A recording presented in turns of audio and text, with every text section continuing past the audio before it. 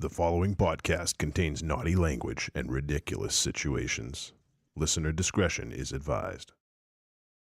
I can remember back in the day of my youth, I loved leafing through the old copies of the Guinness Book of World Records. These thick, fat, novel-sized books that were a behemoth to hold in my tiny little hands.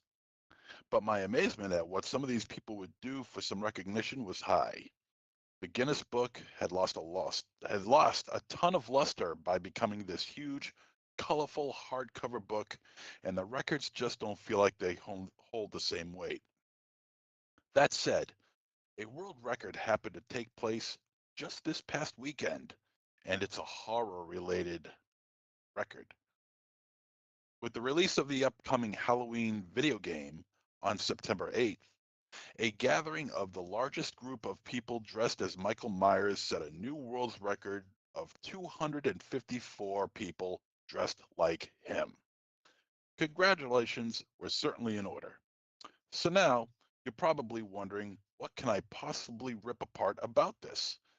My history of hatred towards this franchise is well established, and the ease of pointing out flaws that even a 6-year-old could fix. At first, there was nothing, until I found out that the record took place in Boston, of all places. Not California, not Illinois, Boston. Why not in one of those more obvious places, where either Halloween was filmed or took place in? Just seemed random to me. Then it got ridiculously embarrassing. I saw the pics of the grand percentage of people who were there weren't wearing Myers masks in the traditional sense. People weren't wearing the old Don Post masks. They were wearing face masks. Remember when Crow's Sting in the late 1990s had those face covering masks with the face paint on them? Yeah, those. Why would you go to a gathering of the largest assembly of Michael Myers in the world and not dress like him? Or at least not have the mask? People were obviously handing out these fucking flimsy, stupid looking masks by the organizers to beef up the numbers. And they barely made it, by the way, because the old record was 250. Oh, and just one more thing to make the Halloween franchise the biggest joke, the biggest embarrassment, and the biggest fuck up, not only in horror history, but film history. And welcome to Trick or Treat Radio.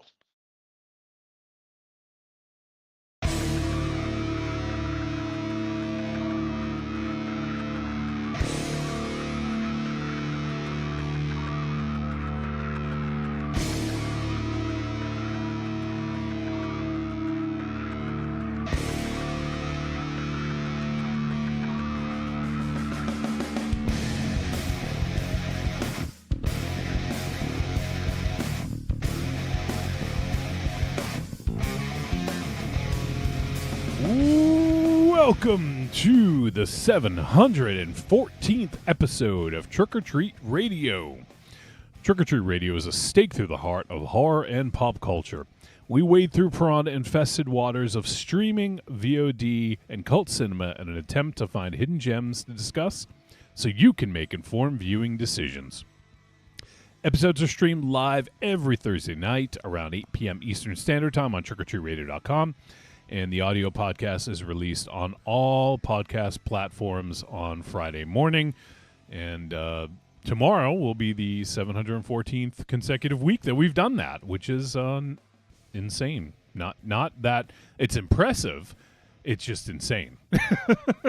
Most impressive. Speaking of Guinness Book of World Records, what is the record for consecutive shitty podcast episodes in a row? I don't know, but we're right now. Currently, it's 714,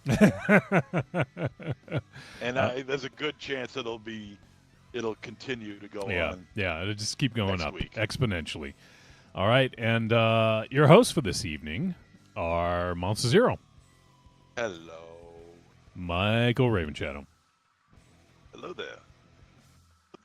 Ravenshadow, how often do you think about missing your old intro? I'm just curious. It's been a while, so Which one?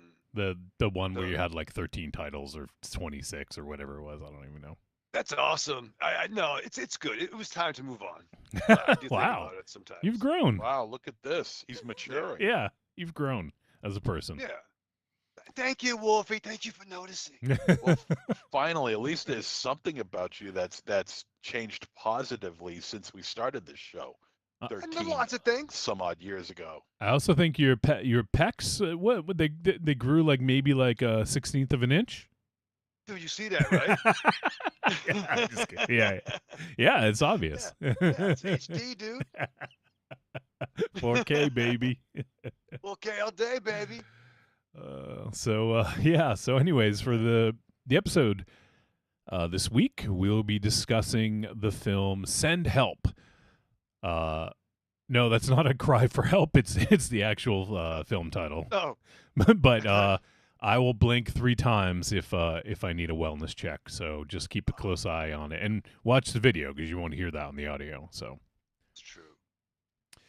So we'll be talking about the latest film from Sam Raimi, from Samuel Raimi.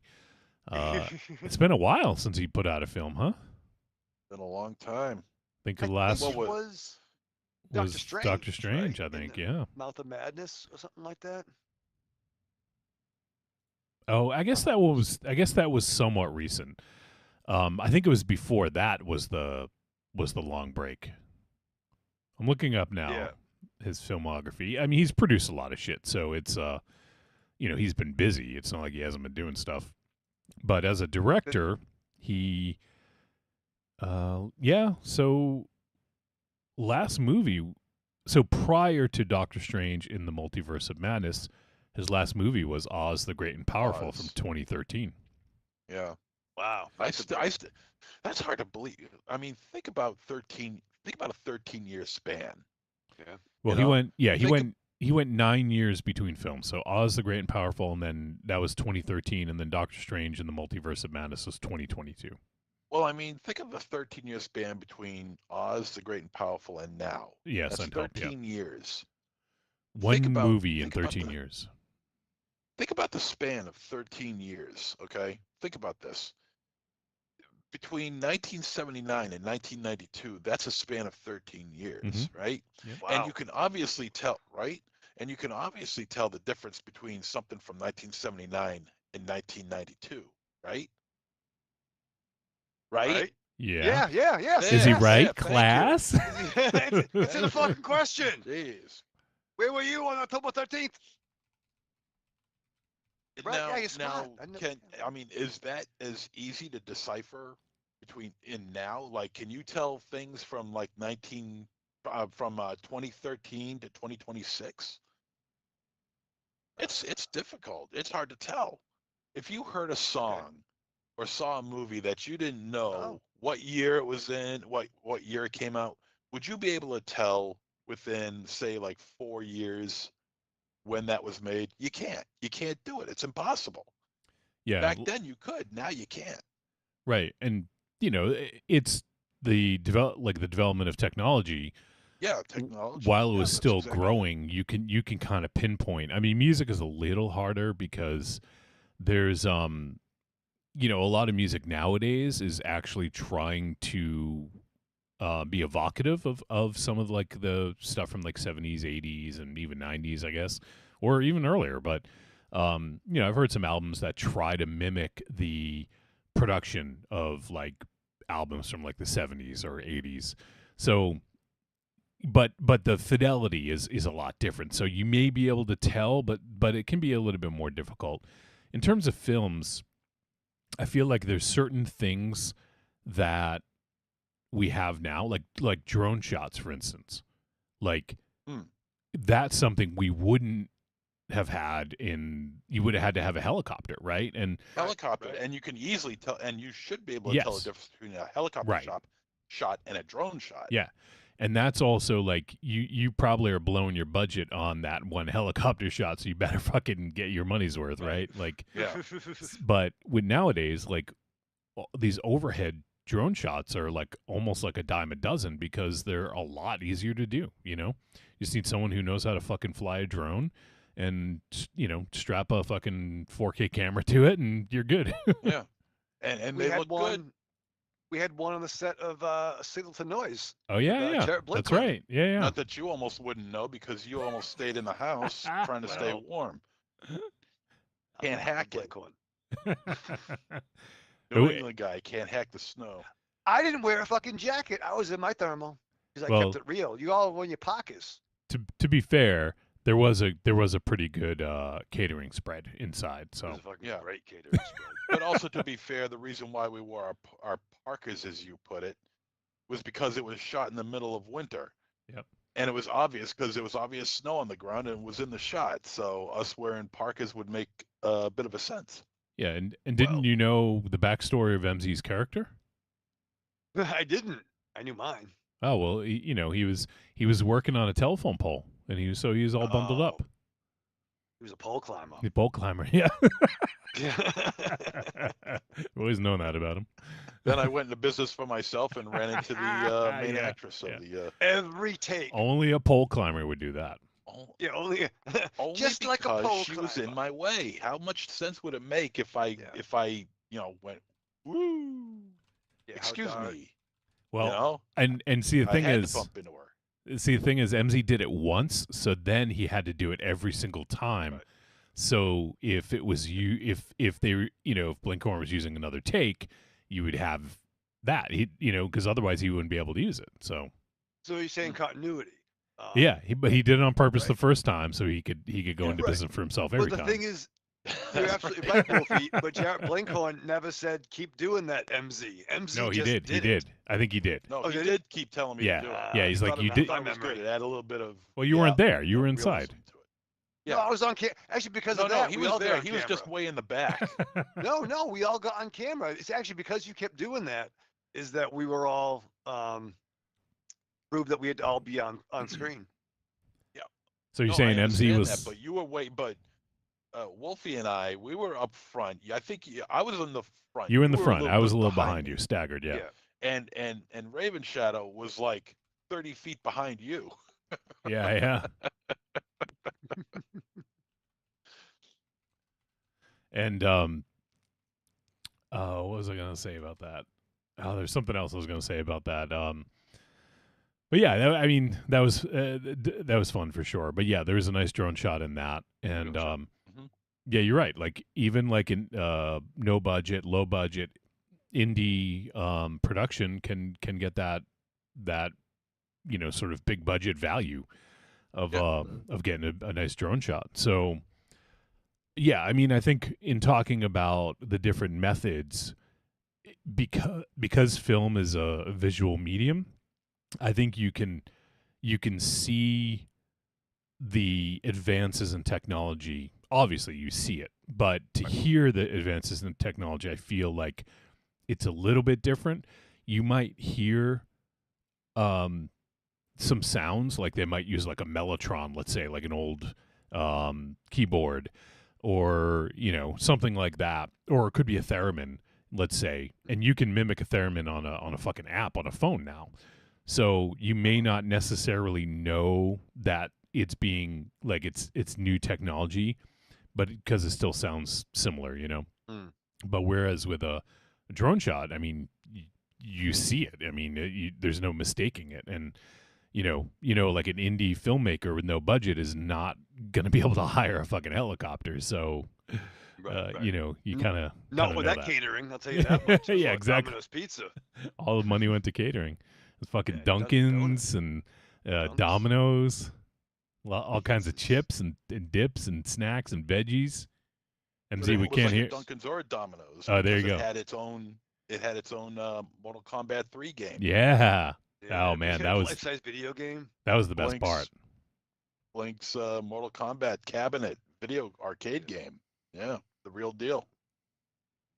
I think that was his brother's place. I Brothers, think, it was yeah. brother's house. So Thank you. yeah, Blinks. I wonder how he's doing. We haven't seen him in the longest time, man. I know. It I sucks. was just thinking about that. Hope he's all right. I'm sure he's doing great. So where were we? 13 years. Oh yeah, Most, MZ was talking about problems. 13 years between, or in 13 years he's only made 2 films. Wow. Yeah. I guess 3 technically, but yeah. But yeah, I mean he's been producing a lot. He did some TV work. He did Yeah. We did Ash versus Evil Dead. yeah. I mean Oh yeah. his big thing during that time was Ash versus Evil Dead. Where let me see. He directed the first episode. Yeah, he directed some episodes, but it was he produced it and probably wrote a bunch. Yeah, I think he did. Yep, and he also worked on another TV series called Rake in 2014. Then he did a short called The Black Gondola. I don't know. I don't think it's I don't think it's No, it's not Gondola? Oh, maybe it's Gondola. GHIANDOLA. Is that how you spell gondola? Jesus, no, I don't know. I don't think I so. don't think I so. thought it was GON. Yeah, gondola is GONDOLA. Yeah. Yeah. What's All gondola? day, baby. What does that mean?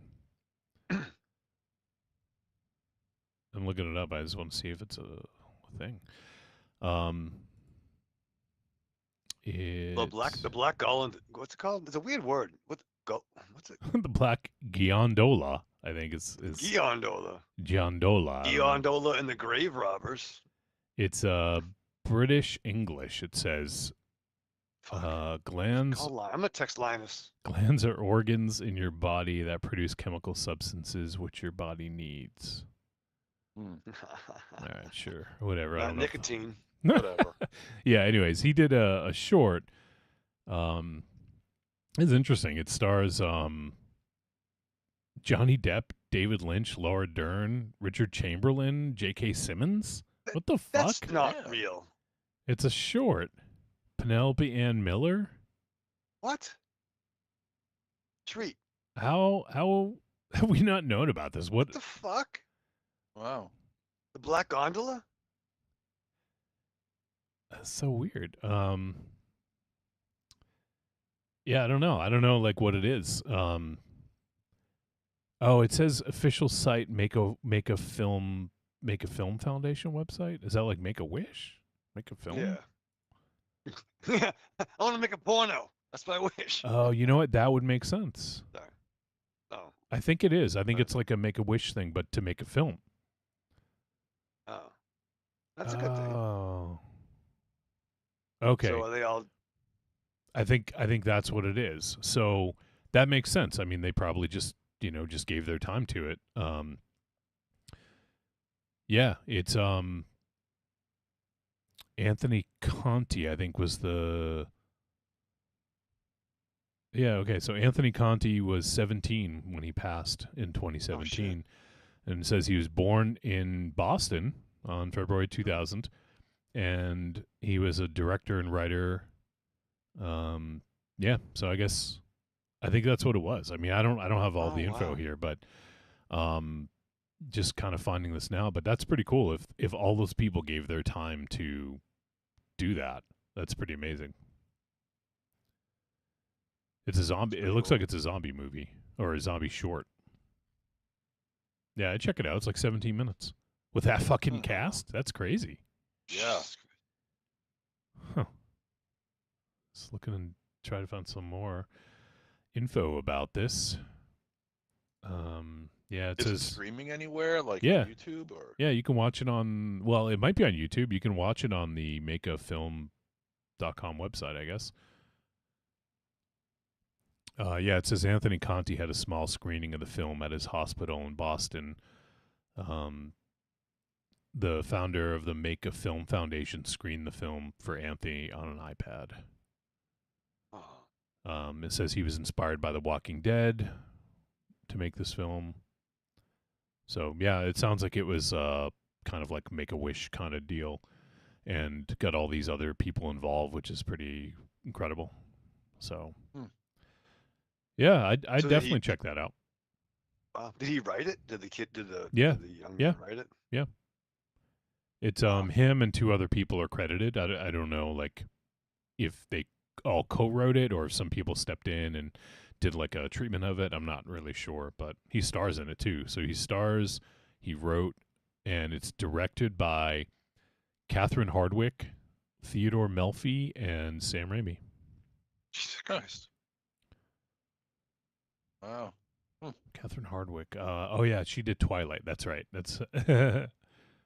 Yeah, I want to see that now. Oh, she also did Lords of Dogtown. That's a pretty cool movie. Oh shit. Yeah. The skateboard movie. The not the documentary. The Yeah, movie, yeah, right? yeah. The skateboard. Yeah. Yeah. And she did an episode of Guillermo del Toro's Cabinet of Curiosities. So. Yep. Yeah, so I guess I'll look to see if it's on YouTube, but it is on the Make a Film site. So Do they do that like annually? I have no idea. This is the first I've heard of it. So Oh. either way, pretty badass and pretty Mhm. cool. We got the Thunder from Down Under, Tim Chuma. Tim from Melbourne's hanging out. Oh shit. He Tim from says, Melbourne. Hey, he dude. says Bambaleo. How you going? How you going? How you going? You know, downhill and over a cliff, bro. Let's see here if I can get back to that. Trying to find that link again. Make a film.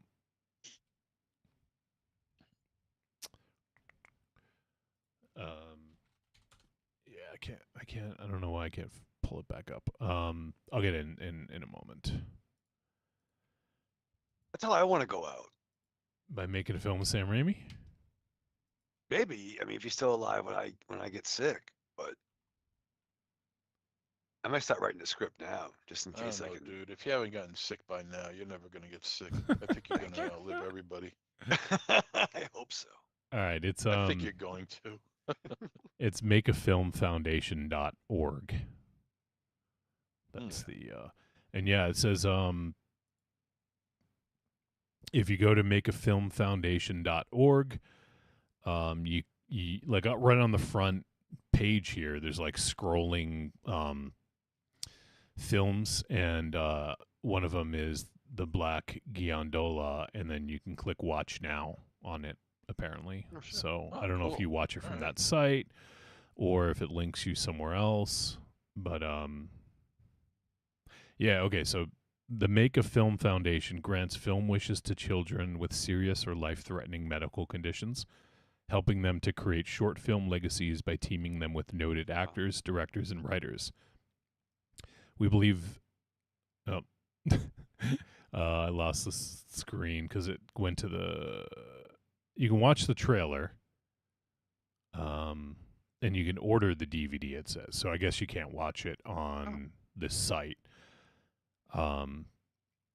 But you can at least watch the trailer. Yeah, so it says, we believe the art of filmmaking is not only healing and therapeutic, but also offers hope and builds self-esteem.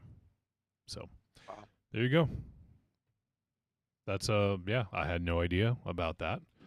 But now we do. That's cool. Hmm. I mean, that must be a thrill, for people going through that, to be able to kind of work with your heroes and to make a film, Yeah. in your final days, I guess. It's sad shit, but that's pretty cool. It's cool. Who Something would your you want family to can be have, working too. with? That's a good Oh. question. Who would you want to work with? To like, are we making the film and we get to choose who we work with, or like how does? It's our make a wish. It's your make a wish. Jesus Christ, I don't want to think about that. Jesus. I think about it all the time. No, but like if we could choose, if we were in this terrible moment, Okay. Yep. we could make a film. Yeah. I mean, MZ, I'll speak for you. Angela White. No, you probably, won't right? speak for me. No, don't speak for me. Raven Shadow, don't speak for me, please. Can we bring people back from the grave for this? I gotta keep no, it real. Well, Keep it real. well, I'm just kidding. I think you're better off being in the grave, and you have a better shot of working. at Jesus them, but Christ. Yeah. Yeah. I'll get if our make a wish So movie it's- does well, This then we person's can get gotta them in be the alive. afterlife. right. This person's got to be alive. Right. So we put this on our afterlife resume, and then we can. Exactly. Yeah. Okay. Gotcha. Afterlife MDB or whatever the fuck. Well, AFDB, AFLDB. the first person that comes to mind for me, mostly because I just love the way he shoots his movies, and they're gorgeous, and I don't know. I just feel like he would be kind of a joy to work with because he's such a film nerd and such a horror nerd is Guillermo del Toro. Mm. I mean, my film would look amazing Nice. if he was involved. So, and there'd be some cool creatures if I wanted them. You know. Yeah, he's good with it when it comes to monsters. So. Yeah. Yeah, that's not a bad choice at all. And I could see him doing something like that. You know. Yeah. How about you guys? Let's see. As far as a director, damn. Wow. You know. Who directed Butt Crack? I can find out. Oh wait. No, I think I do know. Hold on. Raven Shadow, you go. Let Yeah. me hold on. I gotta think here. It's Buckrat director. just go. Yeah, go. I'm making my list. No, you're not making a list. Just say list. one. This isn't Christmas time. You Yeah. don't have to It is. make a Yes, it list. is. It's my No, last it's not. movie. Off the cuff. Oh, you Off the cuff. dumb fuck. I thought we could make a cast. No, just a director, you egghead. Well, if you have a That's a cast, stupid game. if you have a I wanna cast, go do, for like, it. Yeah. Like I want to Yeah, do well, like. he's in the middle of making it right now. Okay, All right. all Well, right. If I had to pick one, I'd probably say. Well, I really like the way I think I would go with either one or the other, either Osgood Perkins or Panos Cosmatos. All right. controversy. I'm leaning more towards Panos because his visual style is just really off the chain. And he does gore exceptionally well. Yeah. Speaking of Panos Cosmatos, did you see what his new movie is? No. I may have seen it. I don't. Well, I sent it to you guys, but so obviously you don't see what I Oh sent yes, you. yes. But I forget the name of it. Hold on, let me just look it back up. It is the Flesh of the Gods, Ah. and Oh, is it Gnaw? is it what? Gnaw. What? No. Oh, that's Food of the Gods. Food of the Gods. the Yeah, rat no, one. this is Flesh of the Gods. And Okay. I don't know who this actor is, but Wagner Mora just joined the cast. I guess he was Yeah. he was replacing Oscar Isaac, who had to leave due to scheduling conflict. Yep. And also Kristen Stewart is Oh. in it. Yeah. And it says let's see, Flesh of the Gods follows Raul and Alex, a married couple in glittering 80s Los Angeles who descend each evening from their luxury skyscraper condo and head into an electric nighttime realm. When they cross paths with the mysterious and enigmatic, I can say that, Nameless, I guess the person's name is Nameless, and her hard partying cabal, Raul and Alex are seduced into a glamorous, surrealistic world of hedonism, thrills, and violence. Hard Party Cabal was pretty dope. It's Hard what we called the Maru back in the day. That's your film? Is that what your film's going to be called? Yeah. Oh, here's my cast. Okay, let's hear it. It was the Hard Party and Cabal. It's going to be me, Kurt Russell, Of course. Emilio Estevez, Michael Emilio. Rosenbaum. Come out and play. So it's myself, Kurt Russell, Emilio Estevez, Michael Rosenbaum, Sydney Sweeney, Angela Bassett, and the guy that played Riker, because he's dope. And it's directed by James Gunn. Okay. So what's Hard Party Cabal? Hard Party and Cabal? What, Yeah. they just party? They just hang out and party? What, dude? It's in the fucking title, dude. Maybe we're superheroes. Maybe go fuck yourself. Maybe wait for the movie to come out. Wow. Yeah. Oh, fucking rude. Oh. All right. Don Cheadle has a cameo. Oh, of course he does. Oh. Yeah. And And Benicio Luis del Guzman. Toro. Yes. It's a big cast. Does he play Sensei Sergio? He does. It's a weird. Same universe stuff. Everyone's auditioning for it.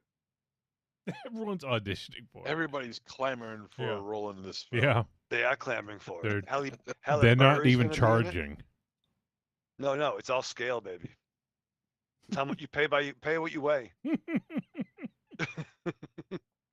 Scale is like $600 a month, $600 Hour. a day or something like that. It's a small scale.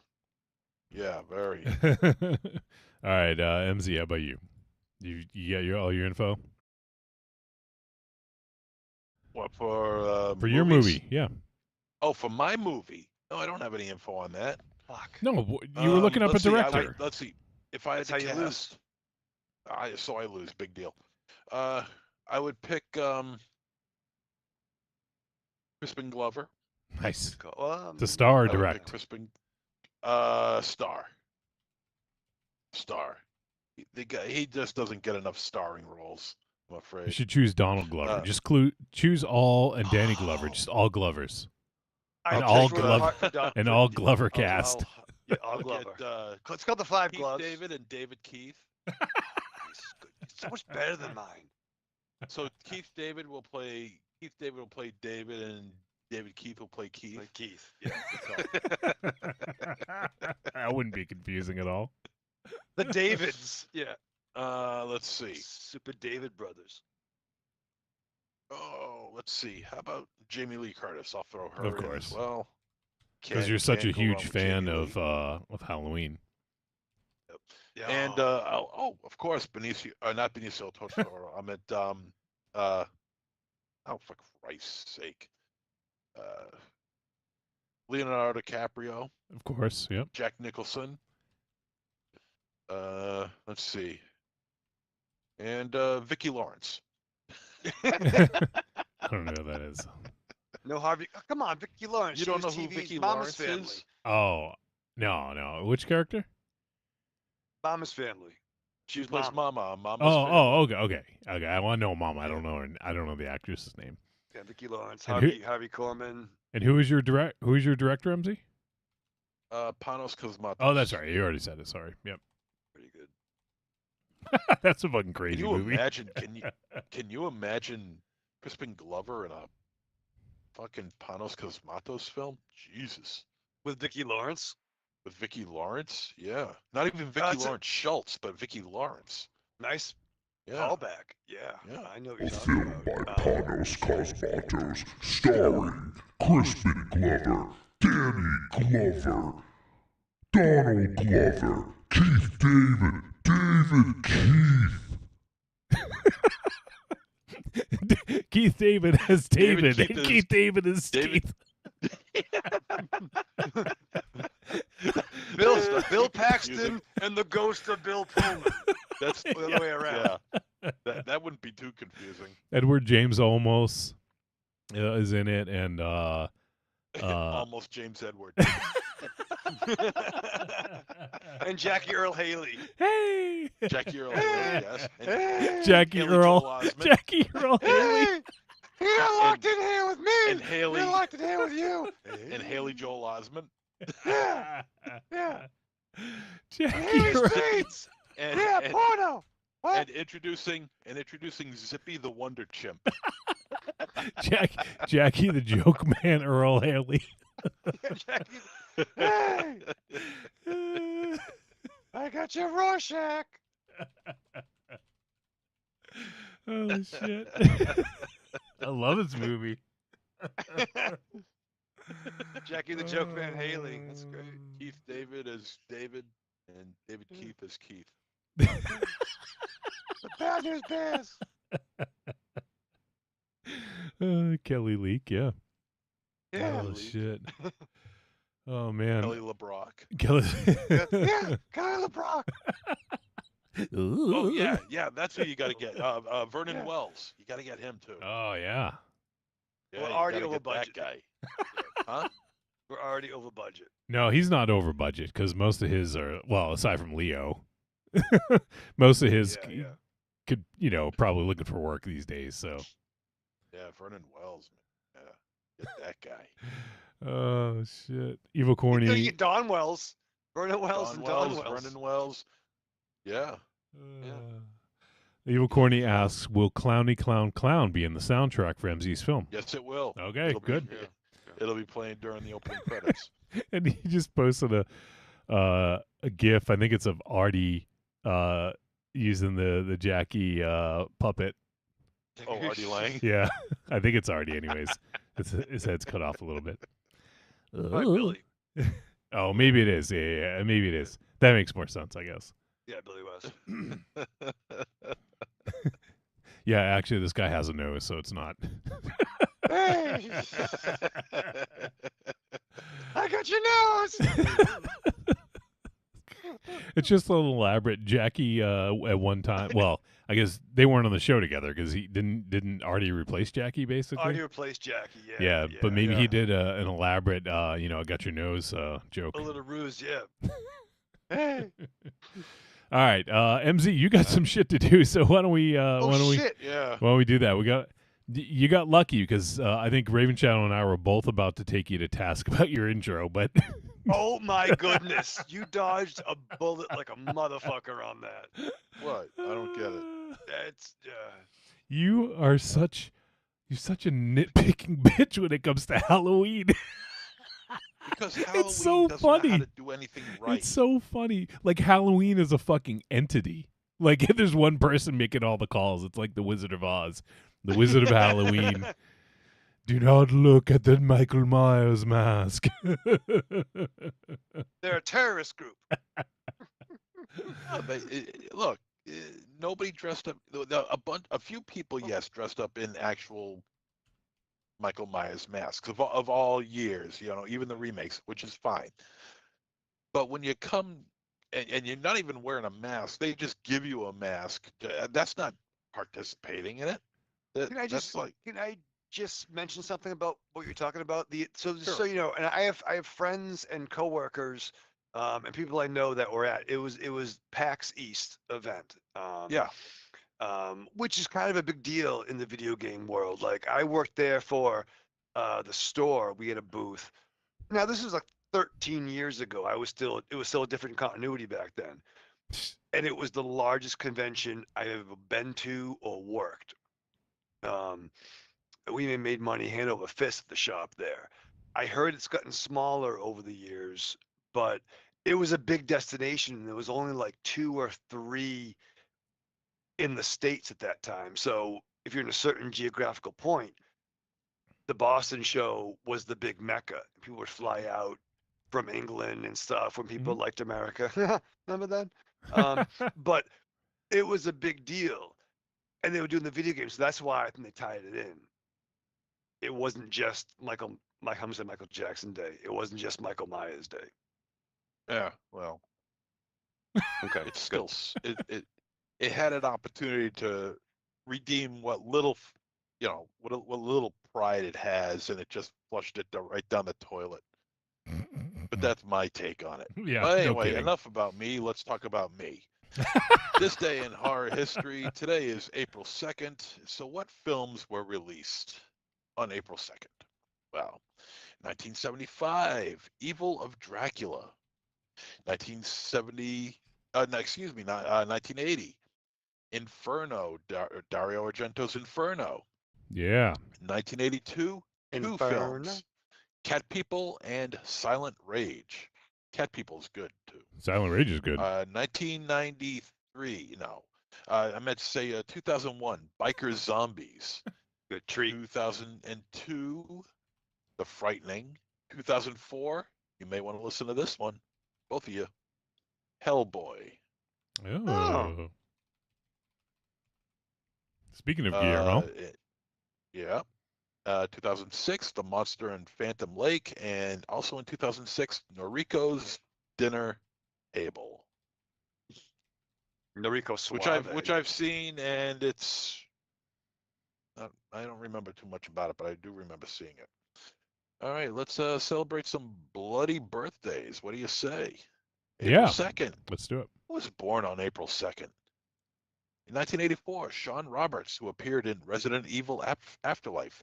Diary of the Dead, and Land of the Dead. 1979, Lindy Booth, who appeared in the films Cry Wolf, the 2004 remake of Dawn of the Dead, and Wrong Turn. 1977, Michael Fassbender, who starred in Oh.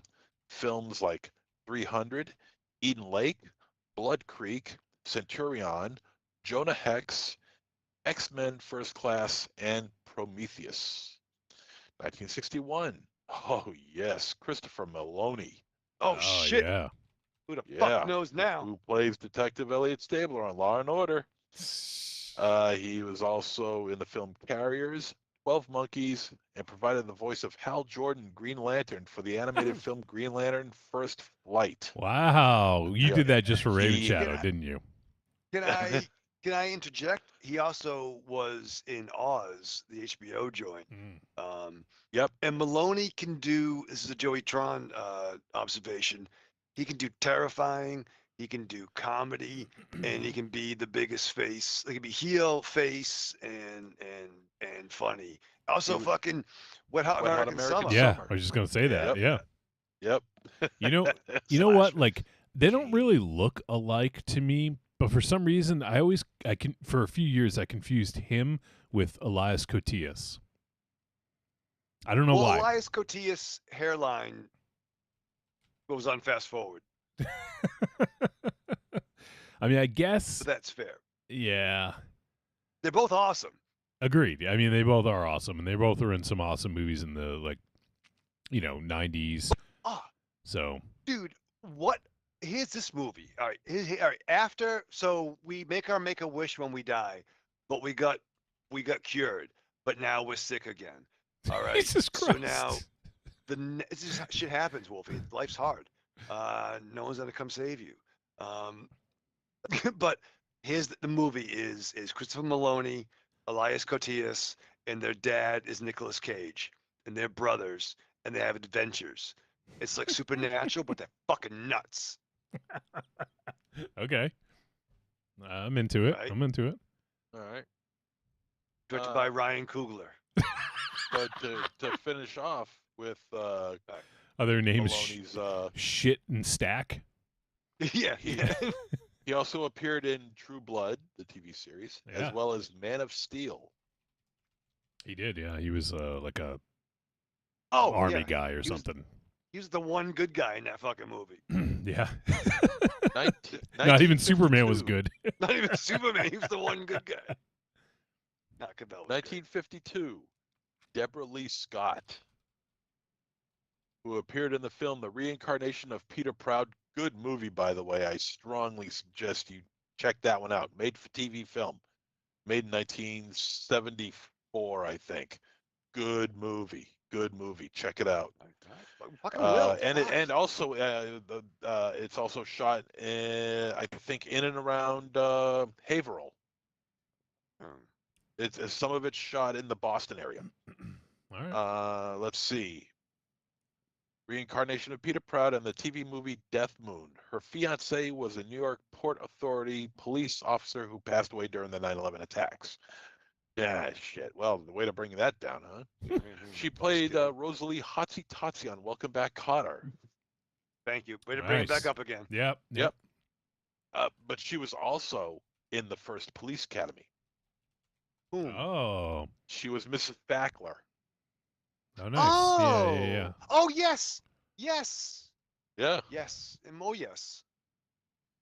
And she also co-starred with my next birthday person, Ron Palillo, 1949, better known as Horseshack.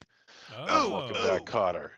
Oh. It also appeared in Friday the 13th, Part 6, and Trees 2, The Root of All Evil. In 1934, who did we want? We wanted Danny Glover, Crispin Glover, And Donald Glover. Donald Great Glover. Childish Gambino. How about Brian Glover, who appeared in the films The American Werewolf in London, Alien 3, and The Company of Wolves? All good movies. He has to audition. All good. No, he's in. He's in. And No, it's not an finally, offer. and you're going to want to listen to this, 1914, the late, great Sir Alec Guinness, who played Oh. Obi-Wan Oh. Kenobi, who played Obi-Wan Kenobi in Star Wars. I'm Happy sorry. birthday Did you to say one and all. 1914? 1914, yes. That's right. Which means he was He- 57 when he did. Yeah, when he did Wait. A New Hope. No. It was He filmed was in 76. 63. No, he was 63 when he did it. When he did Star Wars. All right. Okay.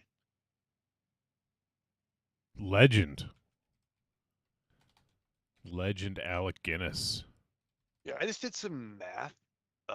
Don't do that. You're going to hurt yourself. It was weird, but it was because of a poster in my bathroom,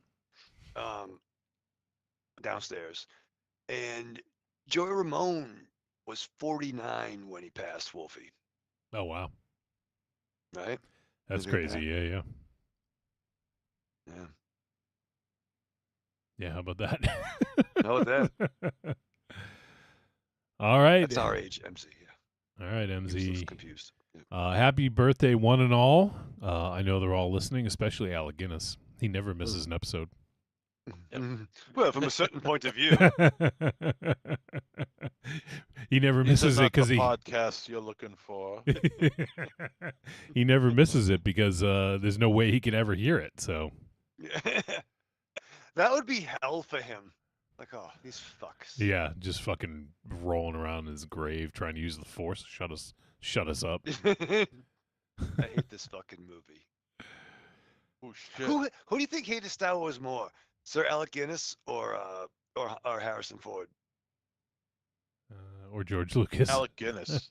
I think Alec Yeah, Guinness. probably Alec Guinness. Yeah. Well, Yeah. Harrison Ford.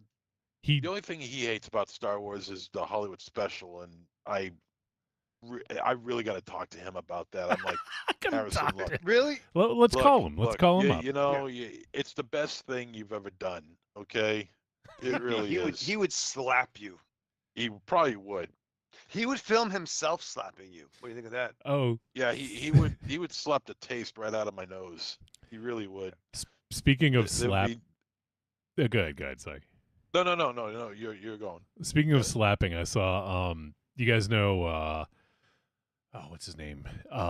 Jake Hager, aka Jack Swagger. Oh, is he doing that? He's doing Power Slap. Apparently, he's gonna debut. Oh god damn it! And I could it might actually get me to fucking watch Power Slap because I want to see that dude get the shit fucking knocked out of dude. him. He No, is. you He don't want to became a watch that. douchebag, right? Yeah, he's a huge MAGA piece of shit. Yeah. And he said some like pretty shitty things about like AEW on the way out, and I mean that's fine. I mean whatever if you got bad things to say, Whatever. but like shit talking your former boss, like like who fucking paid you, like I don't know, like. Anyways, Right. And I'm sure a pretty good fucking deal too. yeah, because he basically got the job because he was Jericho's buddy. That's like Right. he wouldn't have got hired otherwise, I don't think. But You come out, you get a bunch of merch. Yeah, fucking. maybe it'll slap the lisp out of him. Yeah. And then he sounds like Tony Randall. Well, yes. All right, so we are gonna do some trailers. We got coming attraction reaction, and we got 2 queued up, maybe a third. We'll see. See how things go. We typically, well, at least I would say I typically don't like to do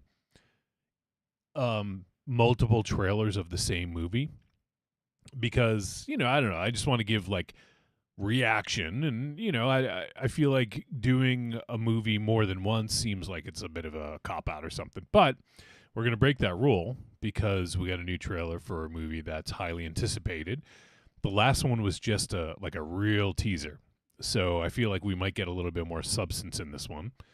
I know MZ's already seen it, so he probably knows. I haven't seen it yet, so I wanted to give my honest to goodness first impression while we check it out. So let me go ahead and share this for you guys so you can sync up. Be in sync. We can be in sync. Oh, we can be. All right, you guys see that? Is it a mall? I can. Yes, it's a mall. All right. So why don't we go ahead and Dawn of the Dead. do Backrooms? The new trailer Oh shit! for Backrooms just dropped from A24. So let's go ahead, give this one a watch. This is like a full trailer, whereas previously we got a teaser. So let's check it out. Backrooms, and let me see. This movie is going to be in theaters May 29th. So we got a couple months to go. But let's check out the trailer. I don't I want found to. something in the store. Okay. What did you find? The place.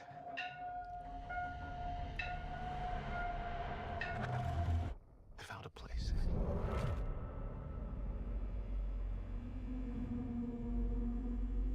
Found a place. Holy shit.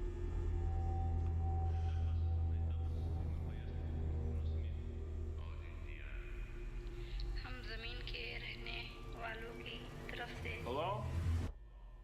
आपको खुश आमदीद कहते हैं। Anyone there?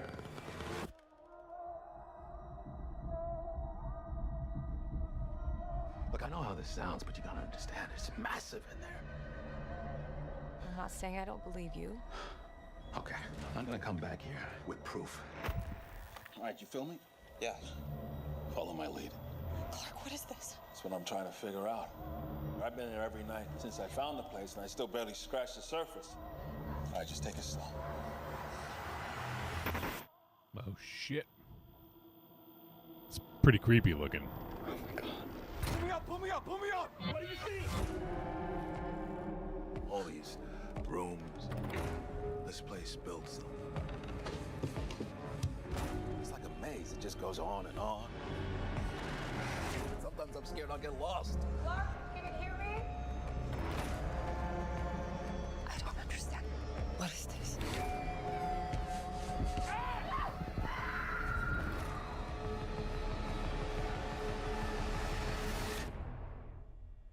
It's beautiful. Am I right? Hello?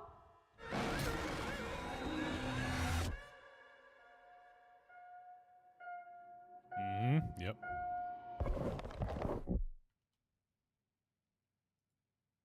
All right. Well, So you already saw that one, MZ. What was your thought when you saw it? I love the minimalist style that this trailer has.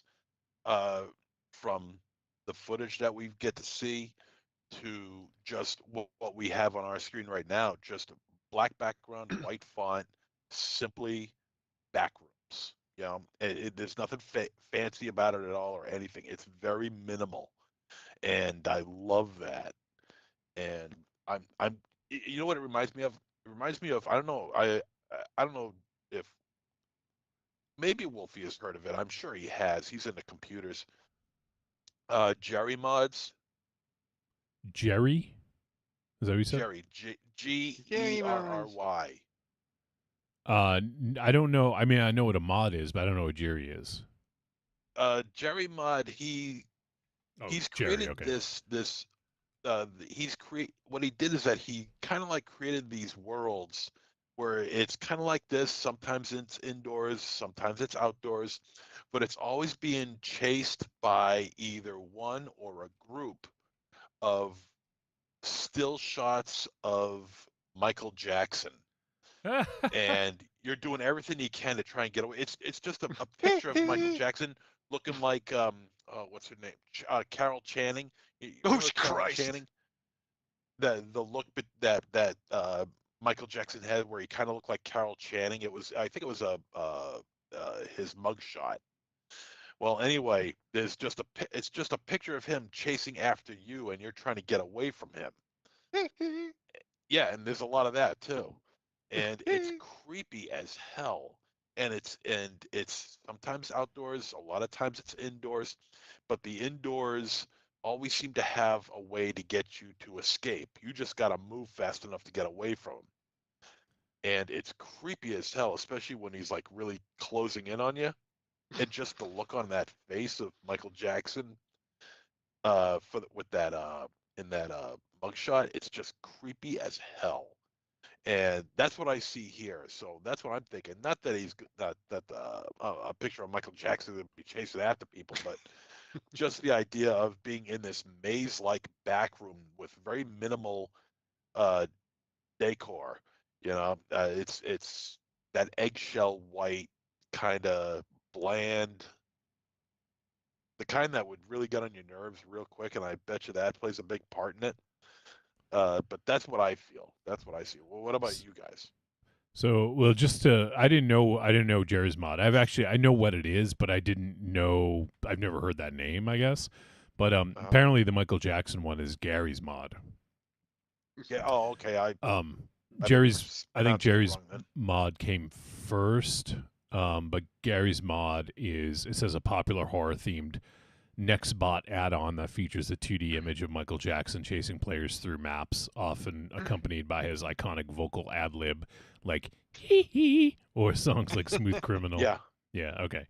So different games will make like a Gary's Mod, I guess, and put them in, but Jerry's Mod says it most commonly refers to a Minecraft mod inspired by a popular YouTuber's slime companion named Jerry.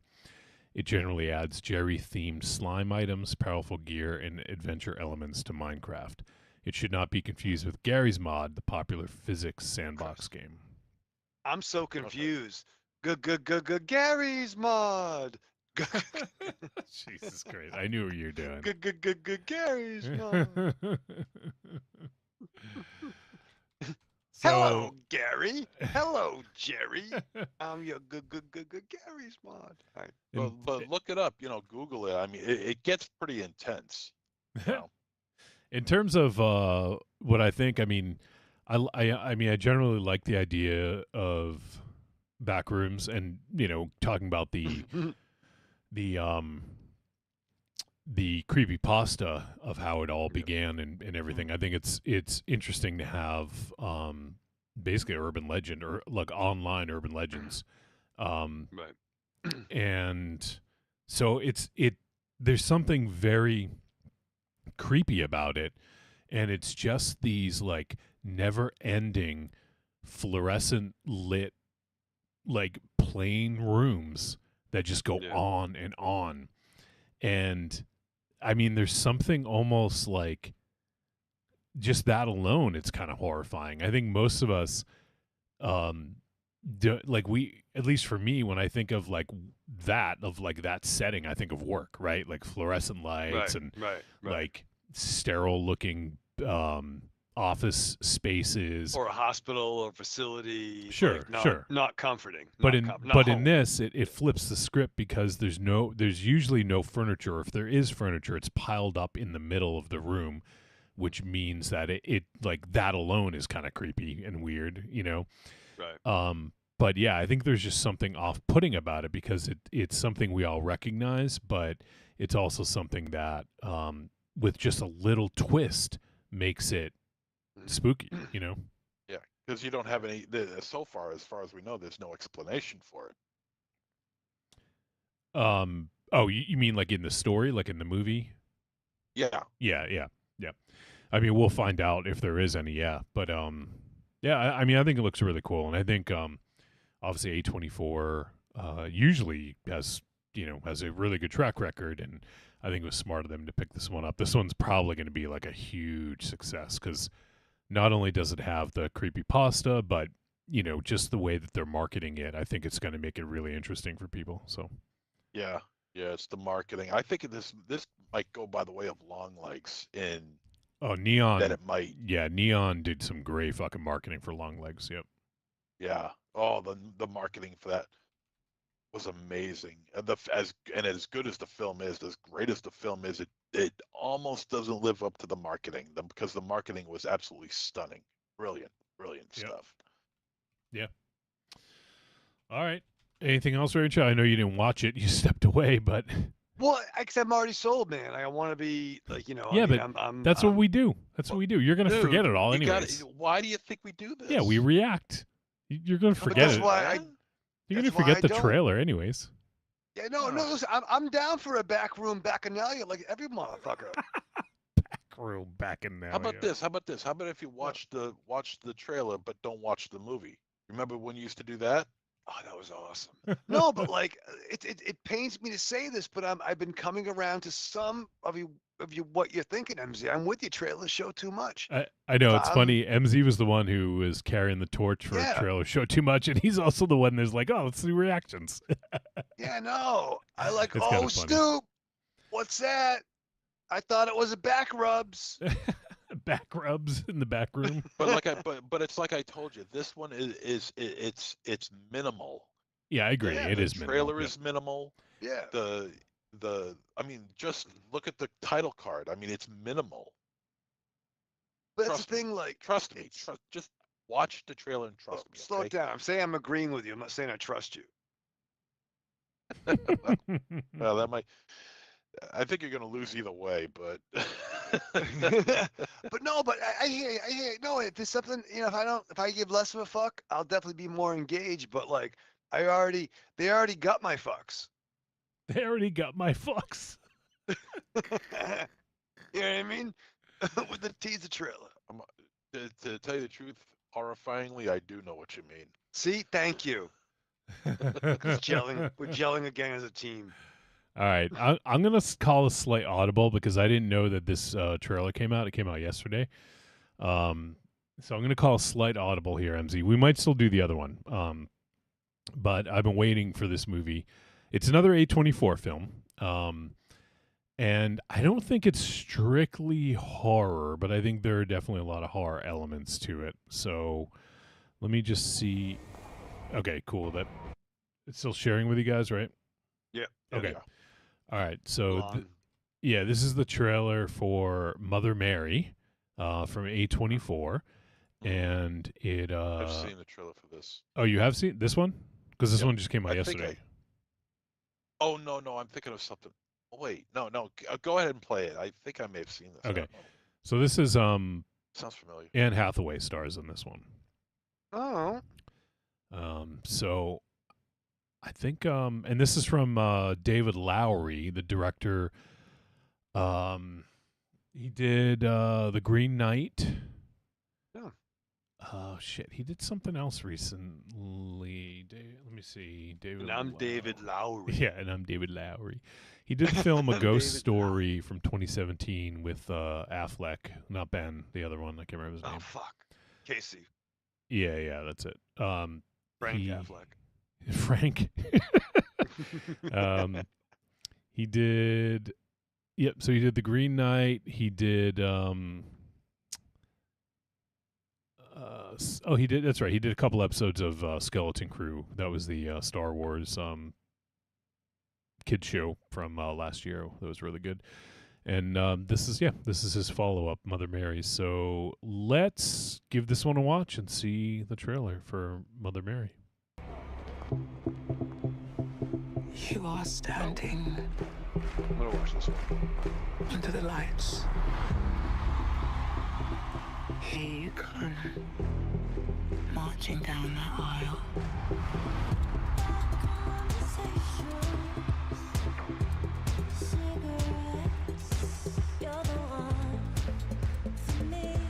You're doing what you're born to do.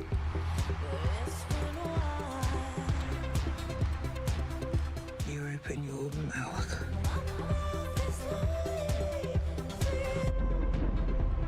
You sing your song. Mother Mary. We're reinventing you.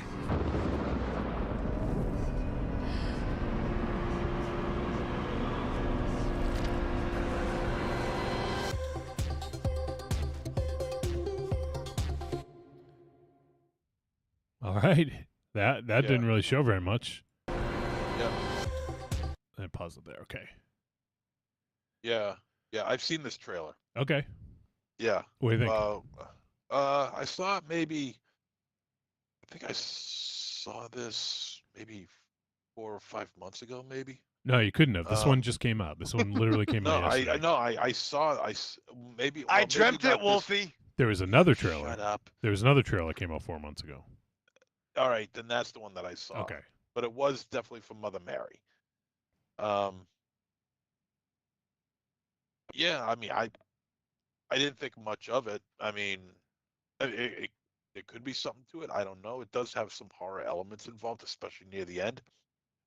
Charlie XCX is making a name for herself in the horror world. I'll tell you Yeah. that, though. Yeah, she's going to be But, in who would Faces have of seen Death. that coming? Yeah. Yeah, because she's in the new Faces of Death. I mean, who would have guessed? And almost, because you know who Charlie XCX is, that almost delegitimizes the whole, is Faces of Death going too far? So, but I mean, I still want to see it. Mhm. And which, by the way, yesterday they Vinegar Syndrome just released. They are releasing rather Faces of Death, 1978 version Oh, in wow. 4K. So, and it's going to be uncut. They found a whole bunch of new footage. So that'll be interesting. This, however, I don't know. This is a wait and see right Yeah. now. It looks good. It sounds good.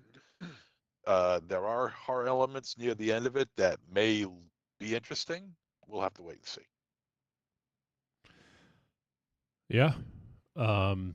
There's one review of it on IMDb, and it's probably someone who got an advanced screening, or I don't know, maybe Shit sandwich. maybe they never even saw it. But it says Mother Mary is one of the best movies I've ever seen. It is the best movie that maybe Anne Hathaway has ever played in. You have to see it. I was in the Avant premiere in Canada. All the theater was crying. There was a wonderful atmosphere. I'm sure that I will see it again and again. Please, for me, Man, I go don't see wanna it. And I'm not Robert Lowry. David Lowery. Yeah, right. Right, Yeah, and I'm not David Lowery. Yeah, and I'm not David Lowry. Shit. So yeah, I mean, it doesn't show much, which I love, but I think that it's going to be a feast for the senses. Yeah. You know, See it in IMAX. and I saw it also stars Hunter Schafer, and Hunter Schafer was in that movie Cuckoo that we did. Hunter Hearst Schaefer. They were the lead in Cuckoo. So yeah, looking forward to it though, and it's coming out soon. It's coming out April 17th, I believe. So we'll probably have a chance to do it on the show when it hits VOD. But yeah, I dig David Lowery, and I'm really interested in checking this out. It definitely has like maybe a bit of a Black Swan vibe to it. I was totally thinking that. I was thinking that. Yeah. What was that other princess movie with the pool? The Princess with the Pool. Yeah. That's the name of Princess your. in the Pool. That's the name of your movie. Yeah. Princess in Yeah. the Pool. You know what I mean? It's The like Robin, you got starry eyes. you got Lady in the Lake, and you got Princess with the Pool. Yeah. I think Starry Eyes. Starry right? Eyes. Wow, Starry you remember Eyes. that fucking movie? Holy Wow, shit! look at this guy. This movie this fucking trailer triggered me. I was triggered by the trailer. Hey, I'm just happy you stuck around to watch it. 'cause I don't Triggered give a by fuck. the trailer. Trailer. The trailer's gonna trig you. Dun-dun-dun-dun-dun-dun. All right. Let's see. I want to do one more quick. You know what, MZ? I'm sorry. It's a super. Oh, you know what? There's two. Fuck. There's two more. There's Supergirl and there's Masters of the Universe. Nobody gives a shit about Supergirl. First You- of all, Supergirl and Masters of the Universe are not horror movies. The N- one that I sent you is a horror movie. You have Skeletor. Yeah, Skeletor's a horror character. You hairless buffoon. Let's. You know what? I'll save. Let's save that You one. big bald buffoon. Let's save that one for next week, MZ. Let's just. We'll do Masters of the Universe quick, and then we'll end it off, and then go into the film. So Here we're we gonna go. watch 2 trailers on Masters of the Universe. Beautiful. Yep. Okay.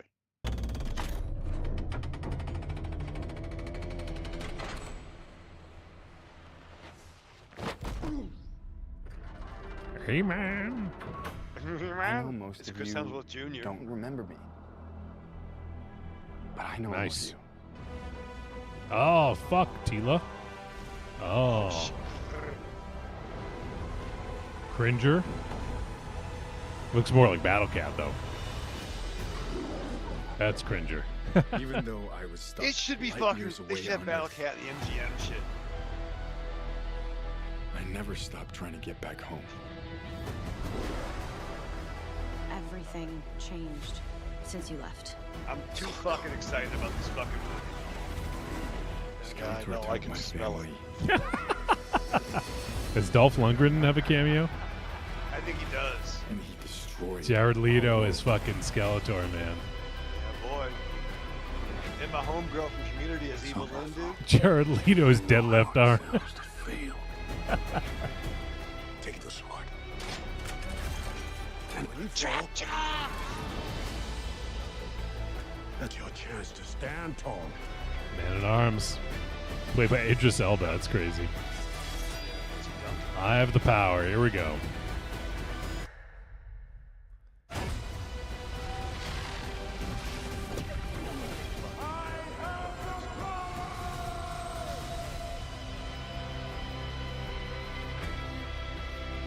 this fucking snake, fucking mountain, dude. Yep. Quake and my shudder. This is my home. I'm gonna fight for it. But I can't do it without you. Somebody wants to brawl. I need every man, woman, or whatever that is. Is She-Ra in this or what? I hope not. I'm sick of that shot, though. Yeah, agreed. You may have the power, but you're too scared to use it. Trust me. I know how to use it. Whoa. All right, that looks cool. You tell everyone that you're from another planet. It just makes you sound a little very crazy. All right, coming soon. All right. Okay, well, you know, he may have the power, but he doesn't have the size. And still no reveal of Orko yet. I know. Starting to make me start to piss you off. Yeah. There was that one establishing shot in the last trailer that looked like Orko should be in there, but he was just invisible at the time. And I'm thinking Orko's got to be in this movie. Has to be. I hope so. I mean, but they have shown a lot without showing Orko, so. I'm way too fucking excited for this fucking movie. Yeah, MZ said he could smell it. Yeah, I can smell it. I can smell it. Shit. And my only problem with She-Ra is that I think it's lame that it's like it's what his weird sister or stuff. Like, why can't she just be separate? Sister. Sister. So you have a twin sister. Oh, it'd be great if it was Jackie Brown. Her feelings have now betrayed her too. Oh, James Earl Jones the best. James Earl Jones, Edward James Olmos. They're in MZ's movie. Oh shit. and almost James Edwards. Yeah. Almost. Almost. It could be directed by Blake Edwards.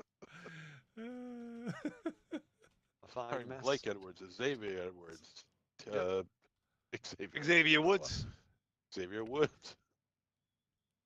Almost Woods. James Edward. Tiger Woods. Almost Patrick James Stewart, Edward who is played good. Professor Xavier. And Zippy the Wonder Chimp. What was the dog's name on Married with Children? Buck. Yeah, and Buck the dog. And Buck the dog. And on that note, let's go to break. Yes. We'll make this quick, but if you guys want to support the show, head on over to Patreon, patreon.com/trickortreatradio, and you can join for as little as $2 a month. Get in on that, help support the show. You get an exclusive episode every month. Won't be found anywhere else but Patreon. And also, if you guys want to, in the higher tiers, you can get into your own Patreon takeover. And we have one coming up later this month. We just booked it, so we got one coming up.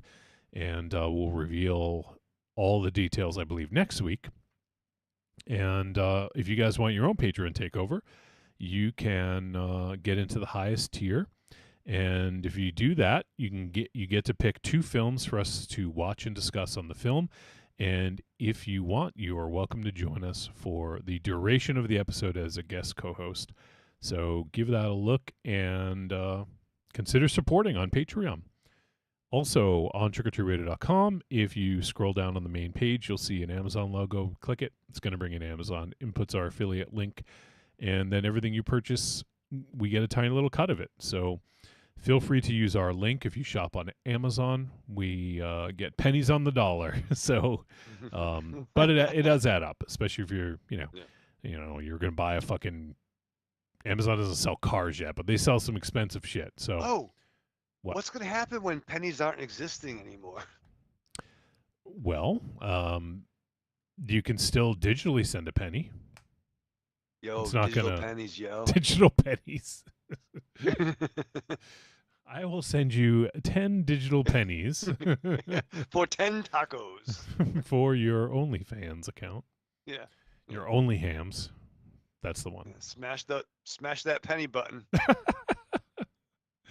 And finally, on trickortreatradio.com, you can click on store. It's going to bring you to our digital storefront where you can purchase the greatest hits of Trick or Treat Radio Volumes 1 through 3.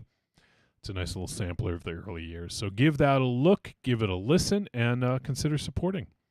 All right, Michael Ravenshadow, why don't you lead us into break? Hey, let's keep it quick. As of this recording, it's April 2nd. So in a couple days from now, it will be Easter. If you celebrate, you know what I mean? I don't believe in God, but I like. Is that when Jesus became a zombie? I think so. I'm not sure. I think he did. That's when the comet flew over. And he came back, but I'm not sure how that works. But we're gonna have stuffed shells. But what I think about Easter is that it's one of the few like co-opted holidays that retain its pagan roots. I believe it was originally called Yoster, and it was a fertility holiday, and that's where you get the bunnies. So if you don't got a honey, I would recommend getting some ham, and if you just got some free hands, might as well strap on. That was weird. Is that where the backroom bacchanalia takes place? That's what I'm talking about, baby. Come over, dude. Let's find those eggs. That has many meanings. And on that note.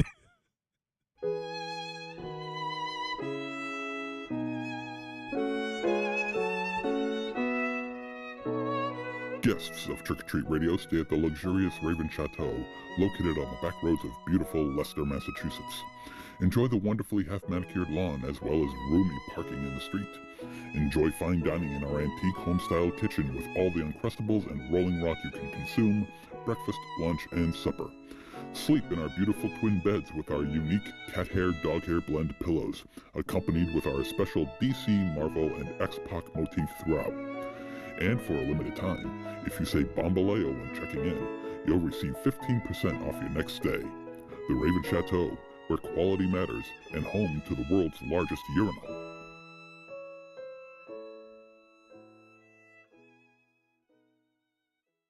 Hey, you matzo heads. This is Larry Fine, and you're listening to Trick or Treat Radio.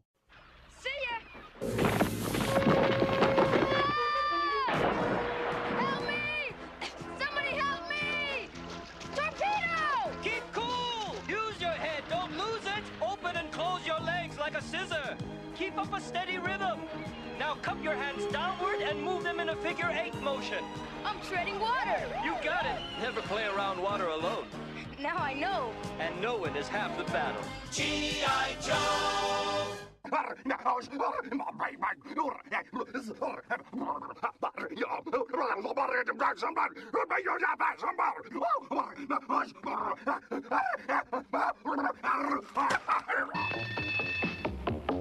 I'm tired of candy, tired of gum.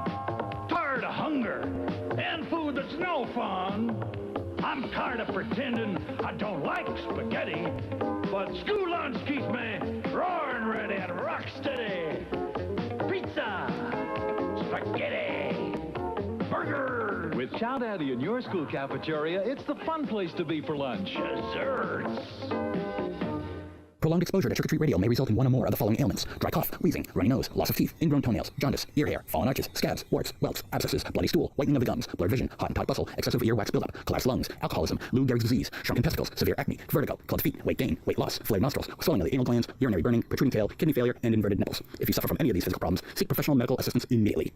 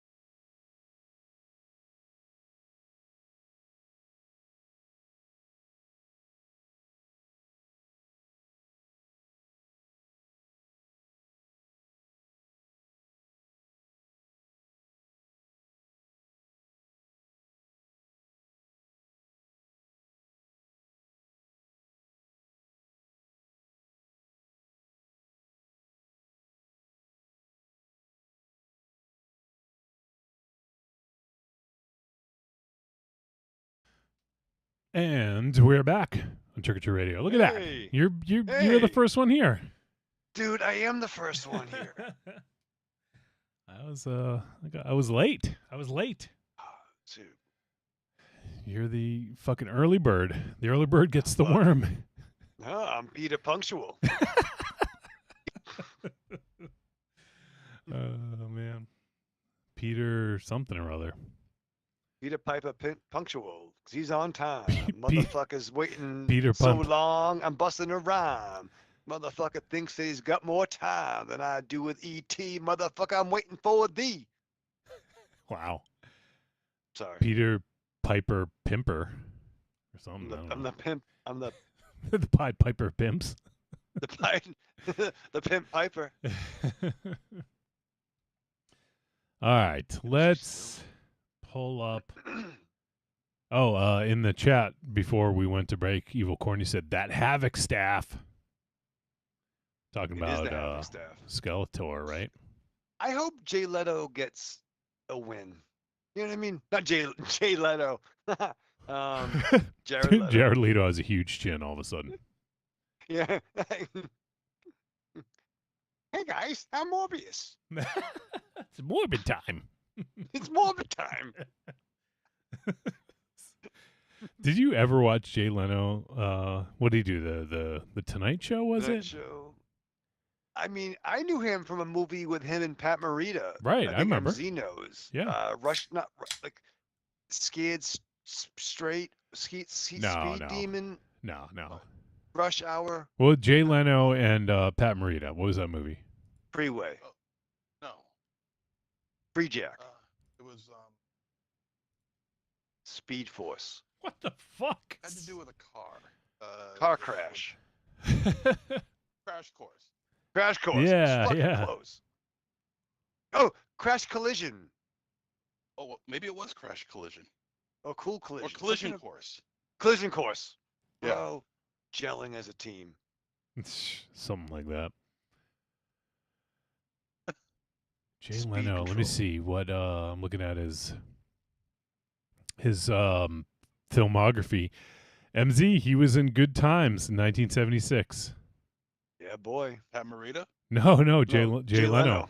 Oh, yes, he was. He was Yes, the he young man in the episode JJ in Trouble, season 3, Yeah. episode 21. Yeah, no, he was. I remember that. Well, yeah. I wouldn't have pulled that out of my ass. I'm Yeah. reading off IMDb, so From the Welcome Back episode of That's My Mama. he was in 2 episodes of Laverne and Shirley. Collision Course. Yep, that's it. Collision Course. Yeah, He played yeah. Detective Tony Costas. Yep. Yeah, he did. Why are we talking about Jay Leno? So we're waiting for you, dude. Yeah, we're waiting for you. And he mentioned Jared Leto, and he said Jay Leto. So Yeah. Okay, that makes sense. Skeletor loves Doritos. Yeah. he plays himself. Like, what the fuck? He plays himself in so many movies. Yeah. Like Dave, the Larry Sanders Show, Wayne's World 2, The Sinbad Show, Day of Reckoning, Major League 2. You know, Sinbad. I want to play Jay. You know, I'm Jay. You know what I mean? You know, I mean, you know, I do the show and I'm on the air 4 or 5 days a week. You know, and then you know I go and I do a show like this. You know. It's not bad. Hey, what do you mean? Man, what do you mean? Yeah, you know, I got. When he got blasted in the face with all that steam, do you think he got high-pitched J or low-pitched J? Well, like, motherfucker! What do you think he got? You think he got, oh, Marcellus, my face? Or do you think he got, oh, Marcellus, my face? Oh, my God. Oh. Why are you throwing cats? Yeah. Holy fuck. Right over here. We are letting so much go from his intro to suddenly discovering he does a Jay Leno. I know. Like, fucking really? He did. Wow, I didn't realize he did the Tonight Show for like almost 20 years. I think He's just been off TV so long. It just seems like like he's been gone forever. I guess. Yeah, I've been off the air for about. I've been off the air for about 20 years now, and I think I'm enjoying my life. You know, I work with cars, and all right. Anyways, Don't cute. Fuck the movie. Yeah. I just want to hang out with Jay. Oh, hello, Maven Shadow. What are you doing over there? You know, yeah, look at Johnny Wolfenstein.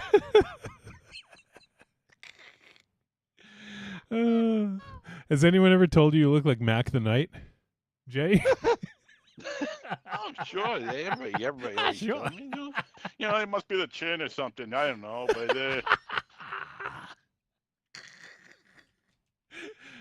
Mac the Knight. All right, that's all right. That's enough. No, we Let's should never leave. All right, let's talk. started on this. Let's talk about our feature film discussion. And our feature film discussion for this week is Send Help from 2026, rated R. And it is 113 minutes. And it's listed on IMDb as a dark comedy, psychological horror, psychological thriller, survival, adventure, horror, thriller. Sure. And Horror twice. yeah, is directed by Sam Raimi and written by Damian Shannon and Mark Swift. And the film stars Rachel McAdams, Dylan O'Brien, with I guess it's really those two, but we have Edel Ismail, and also we have cameos from Dennis Haysbert. Yes. And Serrano. yeah. And Emma Raimi, which I'm guessing is his daughter. The fiance. No. The fiance. Be his fiance if her Come last on. That'd name be was awesome. Raimi. Come on. She played a character named River. I think she was the like mousy The HR friend. person. I think. Anyways, yeah, it's Emma Raimi. And that's pretty much it for the cast. And the synopsis for this one: when an employee and her insufferable boss become stranded on a deserted island, the only survivors of a plane crash, they must overcome past grievances and work together to make it out alive. All right, so as we mentioned, it is the first film, well, not the first film. Sam Raimi did the Doctor Strange and the Multiverse of Madness in 2022, and then previously he did the Oz movie in 2013. But yeah, he hasn't done a lot of film directing lately, but It's always a treat to get a little new Sam Raimi. Let's dive in and see if it was worth the wait. So let's do first impression, starting with MZ. Okay, well, this movie has been generating a lot of buzz when it was released, and it's good to see Sam behind the camera again, and doing what he does best, directing. So, there was a little concern about whether or not this was actually going to be an actual horror film or a survivalist thriller, and it is both. There is some horror elements thrown in here, whether it be it from what's happening to them in real life, as opposed to, and as well as certain dream sequences. Uh, and I found myself quite engaged in the situation that we have the Rachel McAdams in, who plays Linda Little, with two D's in Little, Rich Little not T's. sister. No, no, no. We're not going to go there. We're not going to go there. And and she had the way they built up her character here, I thought was really intriguing, and it also, with the story that you have here, what you have is she is the master of her own world, much like the way Brandon, who is played by Dylan O'Brien, uh, is the master of his world, and he's the ruling king. Meanwhile, she's the ruling king or queen, rather, in the world that she's in. And it makes for a very interesting dichotomy too. It's a very interesting uh, parallel of power. But I don't want to give too much away right now. But I mean, a lot of people are saying that this is like Misery meets Castaway, which for the most part, it's not. It's not a wrong judgment to make. It's a good call. It is Misery meets Castaway, and it's not a scary film. It's got a couple of surprises in it, and the action in here is pretty brutal too. Is surprisingly gory, quite gory, in fact. But that's all I'll say for right now, and I'll just continue when we go on. All right, Muggle Raven Shadow, why don't you give your first impression? So, my first impression and my final opinion really evolved over the course of this picture.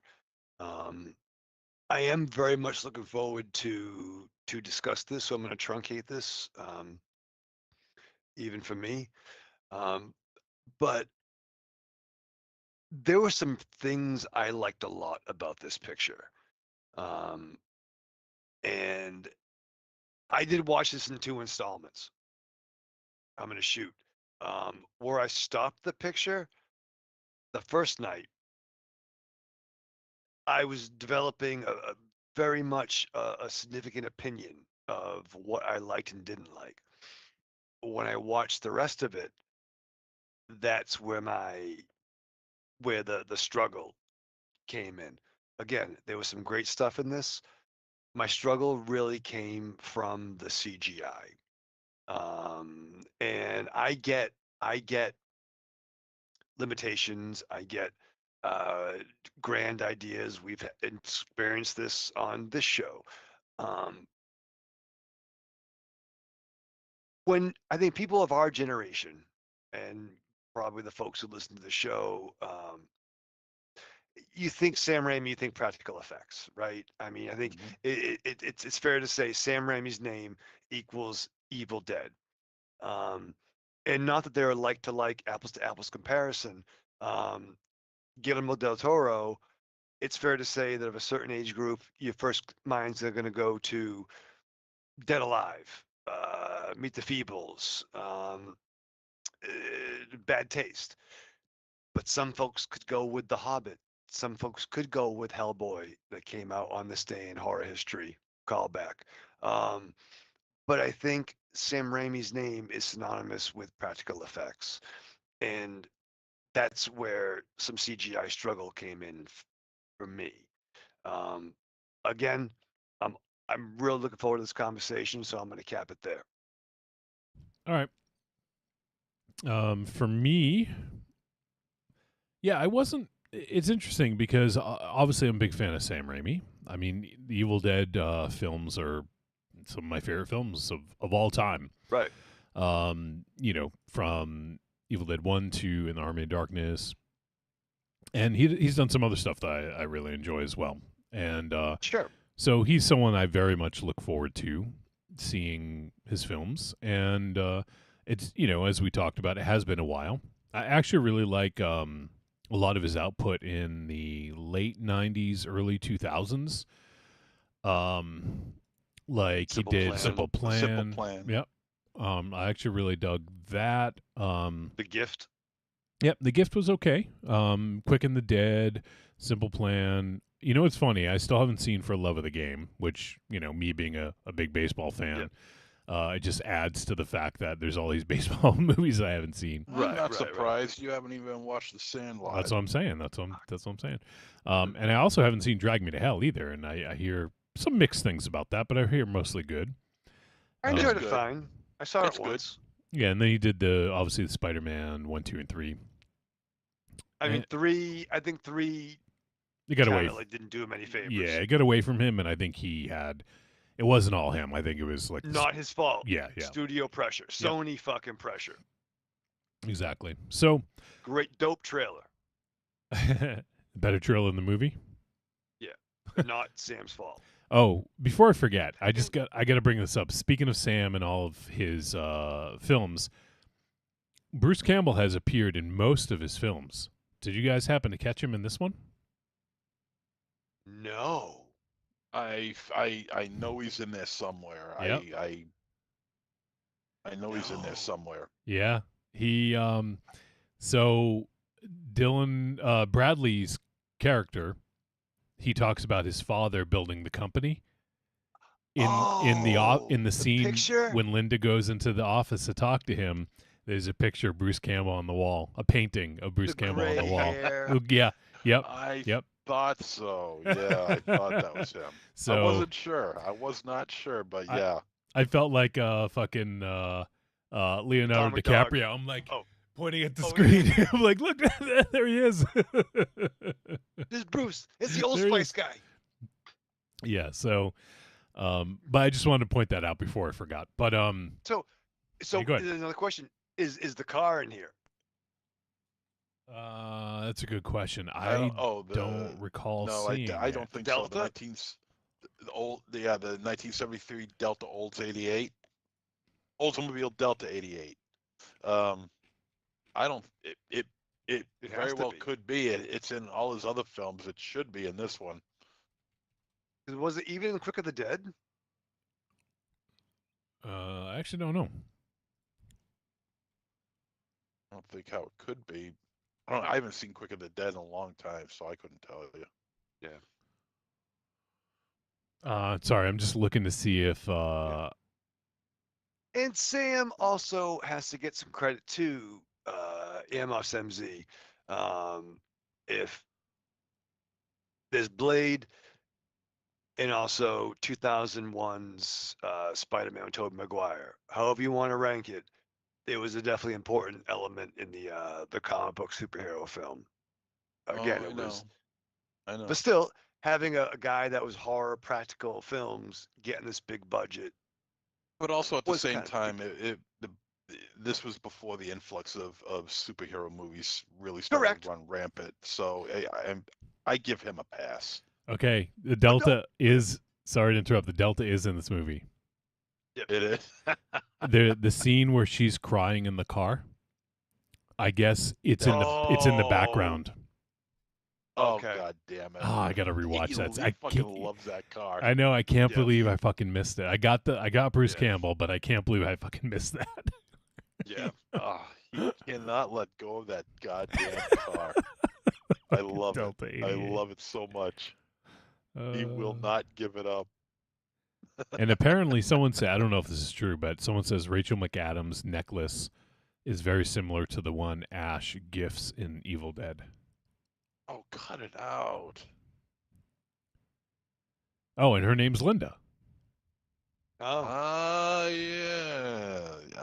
Well, okay. And, All right. And someone else says Bradley also is dressed a lot like Ash after they crash on the island. That's true. That I did notice.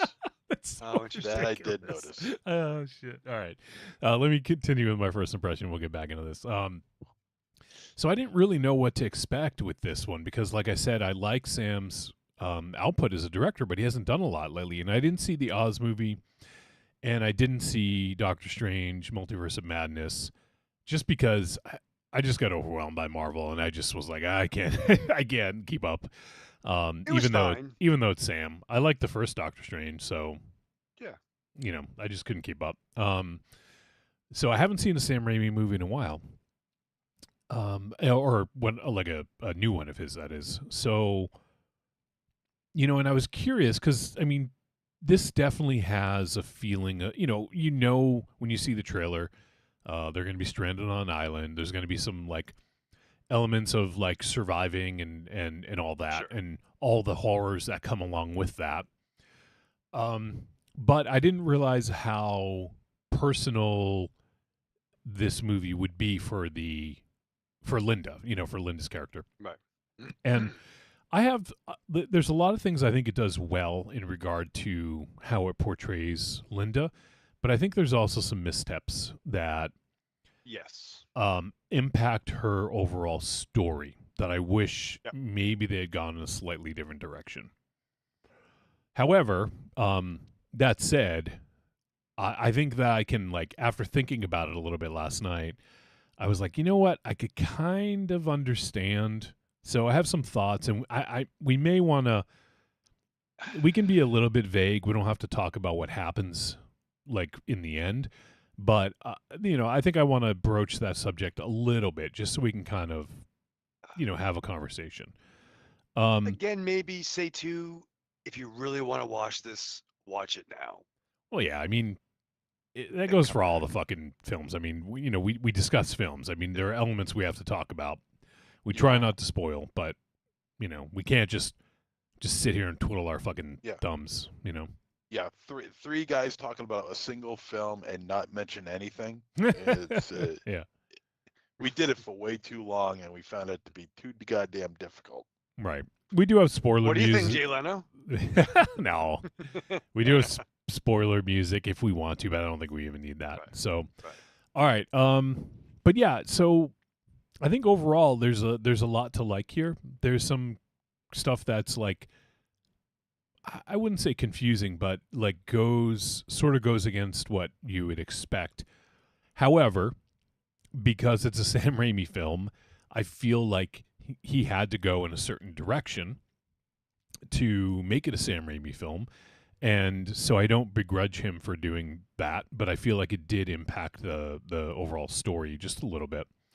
But there are some really good things in here, and I really like the character of Linda in this, and I love how I just love the duality of the character of how she is in I don't know, I don't want to call it the real world, in society. In a capitalistic patriarchal society, and how it's like a complete 180 when she basically gets to make the rules for herself. Like she's running shit, and and she's using her skills and all that. Like, it's night and day when you look at how she presents herself. Like, she's really like shy and like almost like unsure of herself, and just bottles everything up and doesn't let it out, like in society. But then on the island, it's like she's fucking free. Like, you can tell, like, even in the way that she moves and talks and everything, like, it's almost like a completely different person. And I mean, it all makes sense. I mean, I'm not saying that it's like, that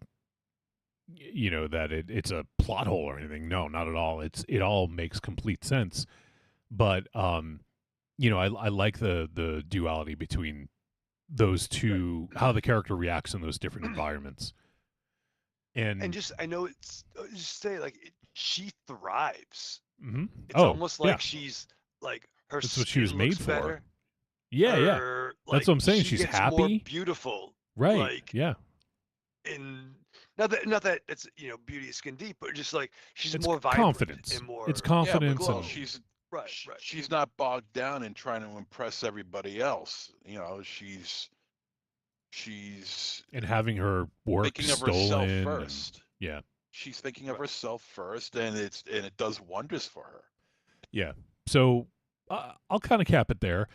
But I did enjoy this overall. It definitely is a bit like, I feel like it's a bit of a different film for Sam, because I feel like he does like kind of balls to the walls gore, or he does like psychological thriller like really well.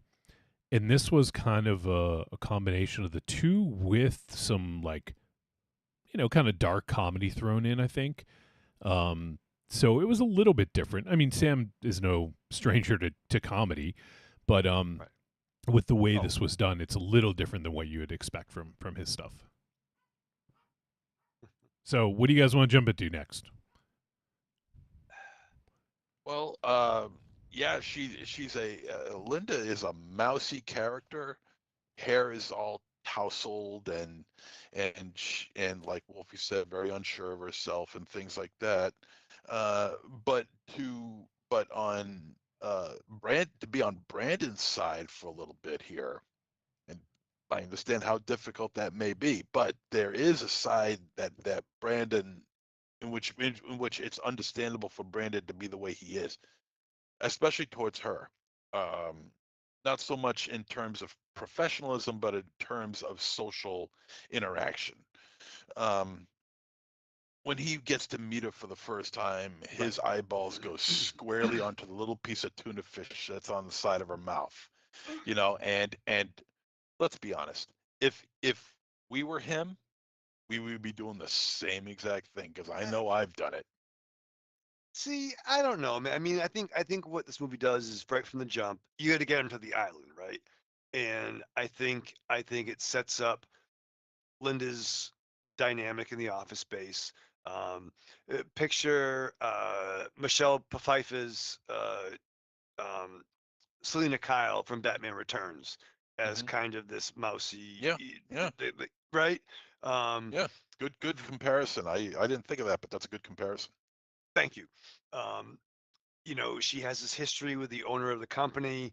The owner passes away, and now his manosphere,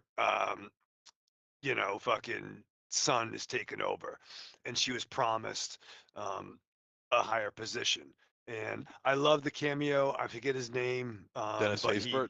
The great Dennis Haysbert, in his big, thick gray beard. Yes, he was Pedro Serrano in Major League. Yes, he was also in the Charlie Sheen, Michael Biehn classic Navy SEALs. And he was also the line cook who couldn't get a break, forced back into a life of crime in Heat, in Michael Mann's Heat. And he was also in Mr. Baseball. Mr. Baseball, and also the voice of Allstate. Yep. Love this cat. But we know why Brandon's a douchebag. We know why his sorority, bros are D-bags. And despite her ability and the fact that she carried this company on her shoulders, she's not getting the promotion. And she has to, but yes, to your point, yes, that's kind of a gross thing, but everyone has some spinach in their teeth at some point, right? Like, it's 2026, but that's the kind of douchebag he is, and you're not going to let that go. But I hear you. But it's something you do notice, and you'd be lying if you said that you didn't. Right. I mean, but it's also, it's not just the food. It's and also the smelling of the food that he says is a bit of a distraction. Well, to be And fair, Rick also don't had, bring fucking seafood in the office. yeah, Assholes. that's a big mistake just for starters. And don't use a fucking microwave either. Right. But also she tends to talk a little bit more than she needs to. Yes. And she uses a lot of corny dialogue, and I don't mean evil corny dialogue. She uses a lot of corny dialogue, cheap laughter, cheap jokes. Right. I mean, she's trying to be friendly, she's trying to be nice and cordial and all that, but she's going a little bit too far. She's pushing it a little bit too much, and that could turn a lot of people off. Rich or not, asshole or not, that can turn people off. I mean, some people are just wired that way, but it just doesn't stop there. I mean, they treat her pretty poorly. I mean, Yes. the only person who didn't treat her poorly was Brendan's fiance. She seemed to be genuinely nice to her. Not talking too much to her, but genuinely nice. She one of the office guys was talking to the girls, talking about doing karaoke, and she was like trying to possibly squeeze her way into the invitation, which she ultimately never did. But she does get her way onto the plane because Haysbert's character is like, hey, Yeah, she's we holding the need company her. together. She's good. Huh? Right. Yeah, she's holding the company together essentially. Yeah, she knows numbers. She knows how to fix things. She can do it. Bring her along. And so they do. And calamity happens on the plane. I'm not going to get too deep into it, but calamity happens on the plane, and the plane takes a wicked nosedive into the ocean. Yeah, and I think one important part to highlight is that they pulled up a video of her audition for Survivor. Auditioning for Survivor. Yeah. Because she loves Survivor, and they were watching it in like the front of the plane while she's working in the back, and she's like just out of like earshot, but she eventually notices that they're watching it, and they're all fucking laughing and giggling and making fun of her. Yeah. So she rightfully gets, hurt by that, and in that moment, that's essentially when like there's turbulence, and all these fucking bros are like, yeah, like, ooh, real scary. Like, I'm not going to sit down in my seat. And then the fucking plane starts crashing. Like, the pressure, the deep, like, one of the windows, it gets like fucking blasted out. And then like a whole wall goes. And then one of the bros, the one who got the promotion over her, that she was basically doing all his work and he was taking all the credit for it.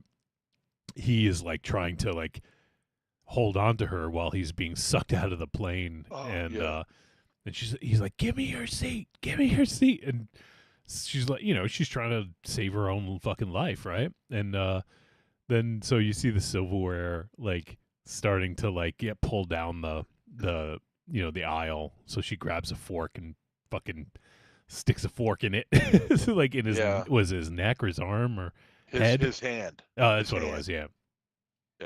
And and then see you later, dude. Yeah, that was the classic stick a fork in him, he's done. And so it crashes, and she's out in the middle of the ocean, but they do a pan out shot and you see an island several hundred feet in the distance. So, and it was off the coast of Thailand, an island off the coast of Thailand.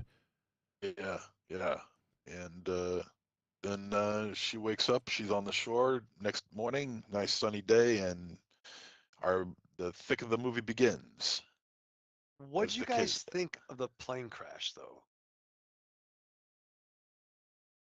You mean like how it looked and everything? Yeah, like I thought it was fine. I mean, you have to do some semblance of CGI with that. Like, I understand that, and I'm glad not that this wasn't going to be brought up. Of course, it was going to be brought up. The CGI in this movie is awful. Right? It's terrible, terrible. Sam, Thank you. stick to what you know, dude. Really, hire K and B again. You know, I know they're not together anymore, but hire them anyway, please. And just that's what Do you just realize me what out. Robert Kurtzman can do with a fucking boar's head? My Yeah, God. Right? Because there was some great stuff. I see what the CGI was trying to convey, like in that shot. And there was a great, we've all seen plane crashes in movies like Superman Returns. Yes, this is a big budget Yeah. CGI spectacle. Alive. But that makes sense. Alive. Yellow Jackets for TV. I felt had more impact. This looked very PlayStation 3. It was bad. Yeah, Like, it wasn't good. It wasn't good.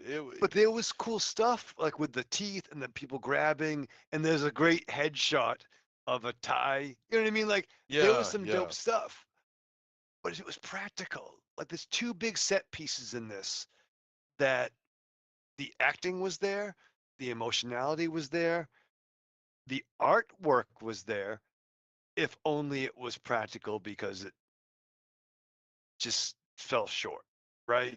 It felt way short. I did not like the CGI at all. It just really looked like a cartoon, you know, and I don't want that, man. I mean, you got a realistic story here with a realistic possibility of it happening, and you know, I would like to see something better than you know CGI circa 2007. You know, I think we deserve better than that. But as far as all right, to get up to CGI and go back to the story here, the now what you have here is you got two people that survive. One is hurt, being Brandon, and he's the head of that corporation.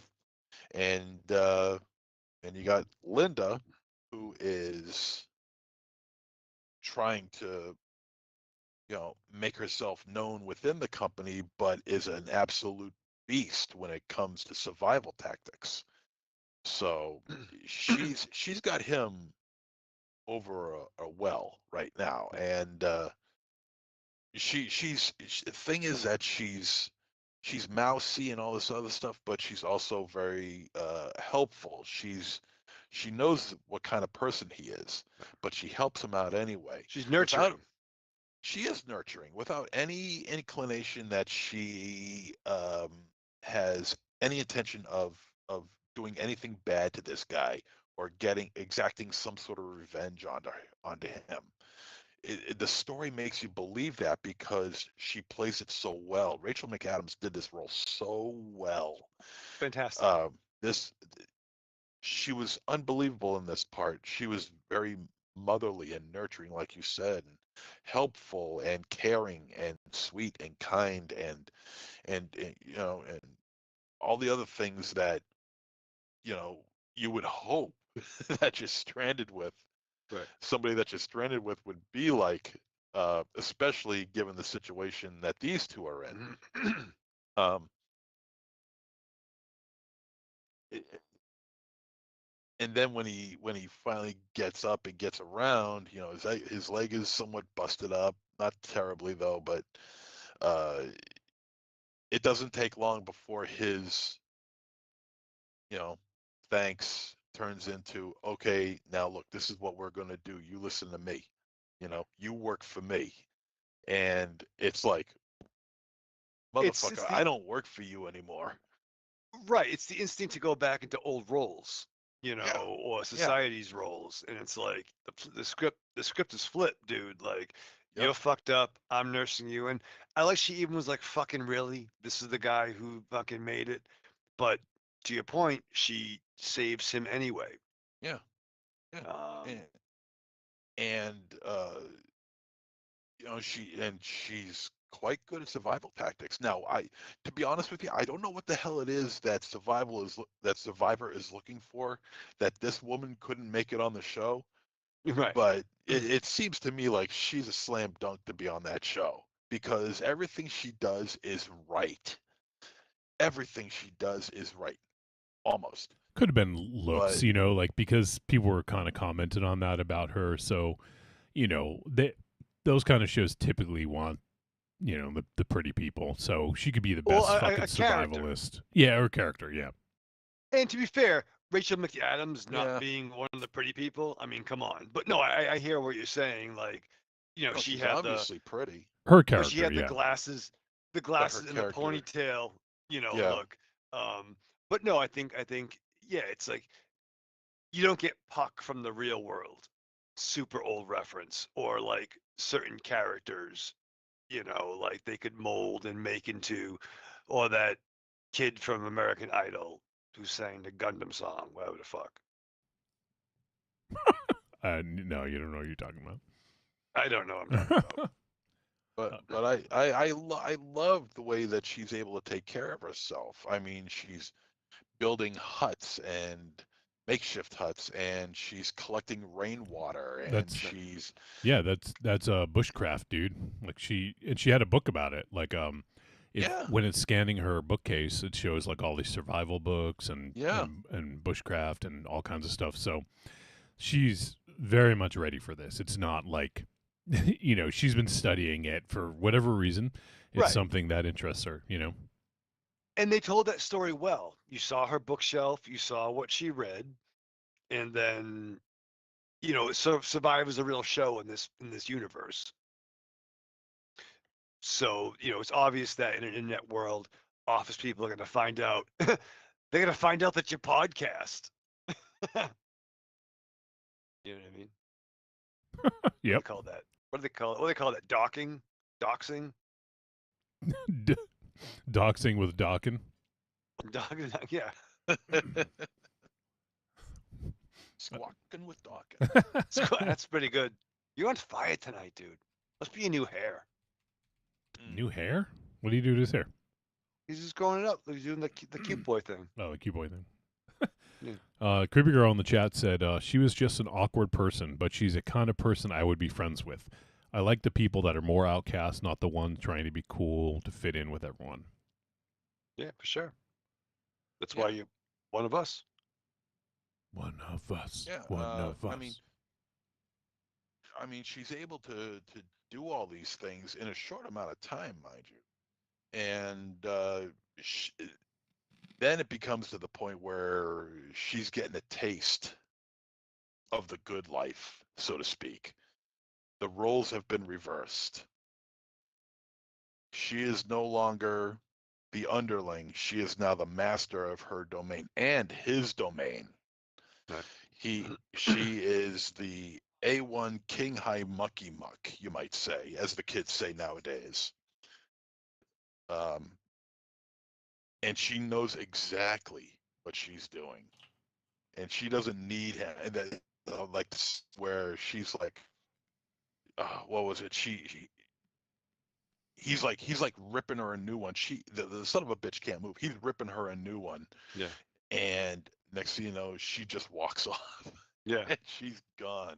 And you see that time elapse of and the camera's panning from left to right, and you could just see the anger start to well up inside of him. That was so good. And you could just see it in his face. He is seething with anger at this point. And it's not at her so much as it like he's directing it towards her, but it's this that he's so fucking inept when he thinks he can do it all, and it's just like, well, no, you can't fucking do this, dude. You're a fucking piece of shit. You don't know what you're doing. And he's had, you know, like a silver spoon in his mouth his whole life, so he's never had to work for anything, you know. Right. I mean, she even mentions you got baby soft skin for hands, and he even mentions at one point, you know, how's my skin gonna rebound after this? You know, he's more worried about his own personal appearance than he is about just staying alive. he's got a real chip on his shoulder, and he's more impressed with his looks than anything else. Yeah. But but after a while, there's a point where she realizes that she's got him. She's in charge, and she knows it, and she likes it, and she's got a taste for it, but she doesn't take advantage of it. With him anyway. She is still kind and caring, and even though he treats her like shit, but there's only so far you can push somebody, and she does get pushed to a certain breaking point, rather, and then it doesn't really totally go off the rails like it does in Misery, where Annie Wilkes is just, she's still nice and talking to him kind of nice, but you cross her even just the slightest amount and she's going to tear you apart. It doesn't really happen here. I think because in Misery, Paul Sheldon, even though Annie Wilkes is in charge, Paul Sheldon will always be a threat. And I think a lot of that has to do with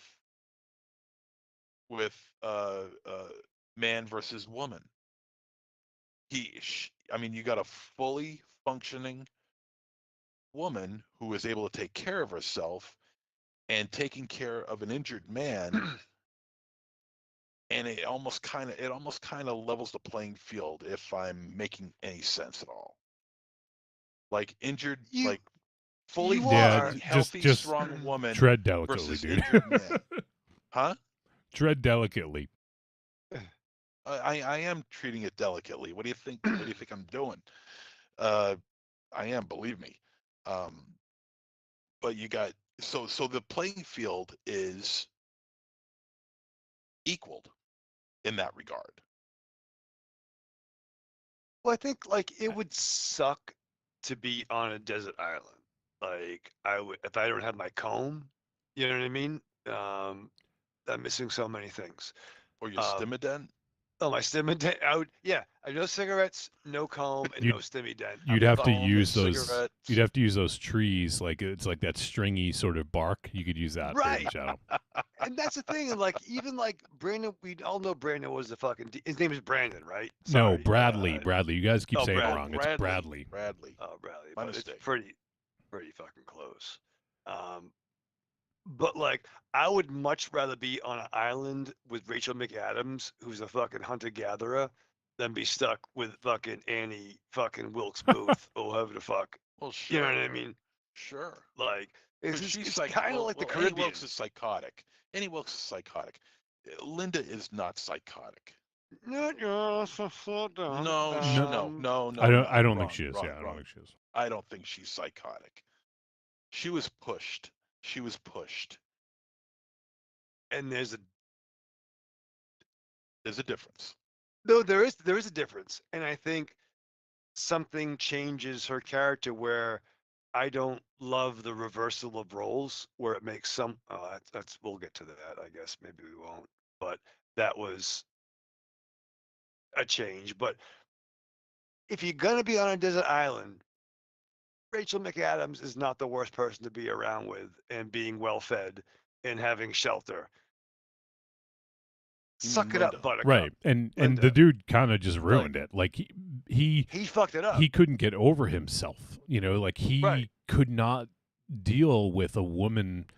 The idea of a woman taking care of him and taking care of everything. He just couldn't. Being in charge, he doesn't mind a woman taking care of him. It's being in charge that he doesn't like. Well, right, but I mean, like, obviously, like it's because he couldn't take care of himself because he was injured. That's kind of what I mean. Like he just didn't have the capability, and he didn't have any of the skills that she had, in terms of like, knowing how to learn from her and be with her and like. Well, that's what he was doing. He was learning. The thing is that you can only learn so much just watching somebody do something once. But why escape?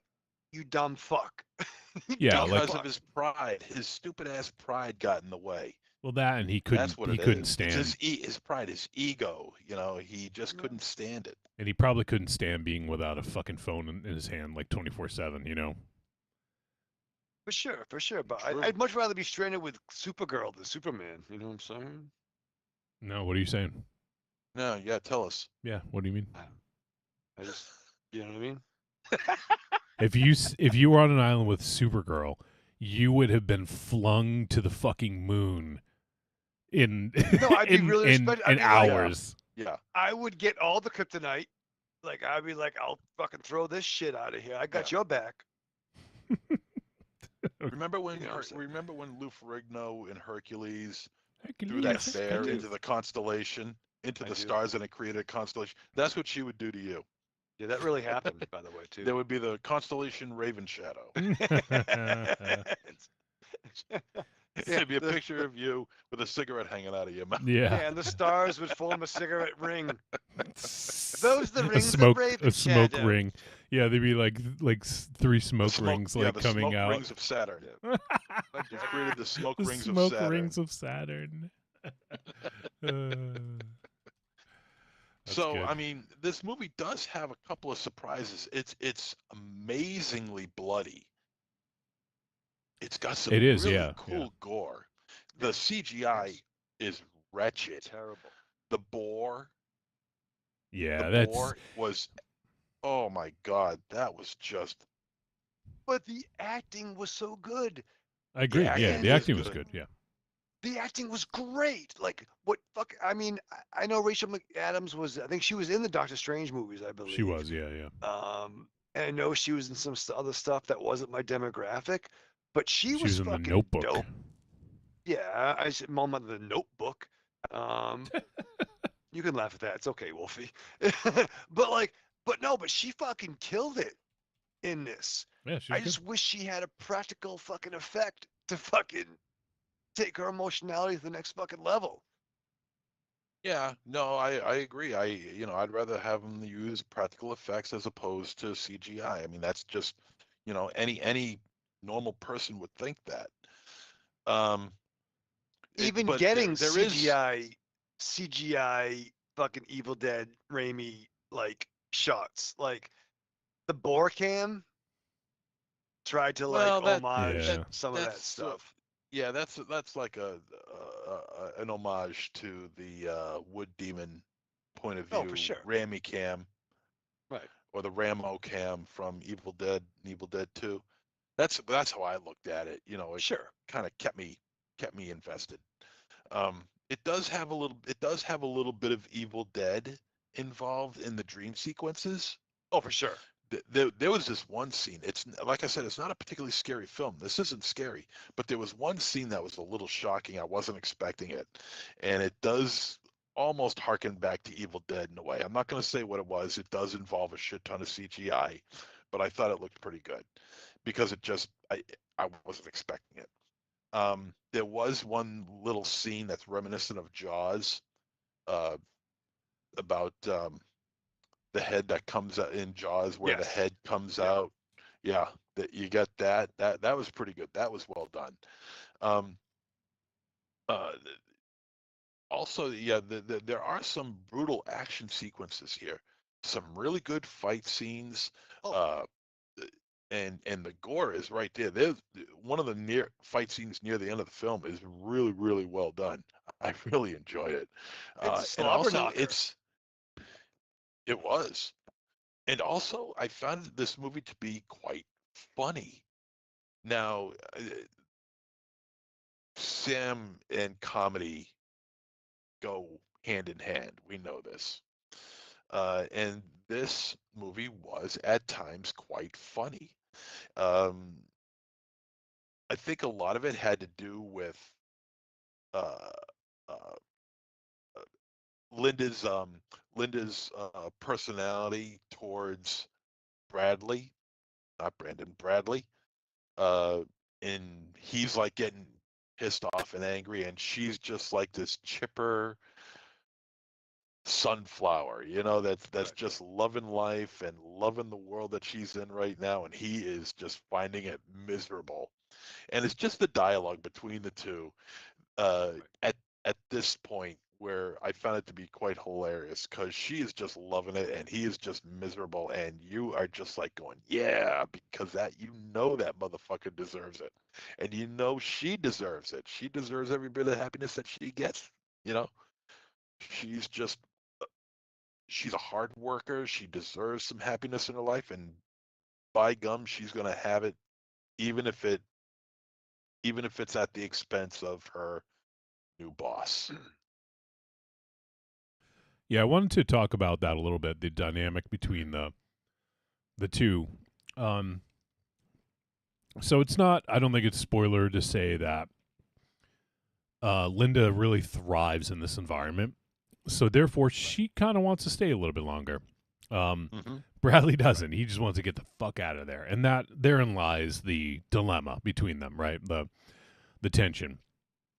She, so they come from a society in which women are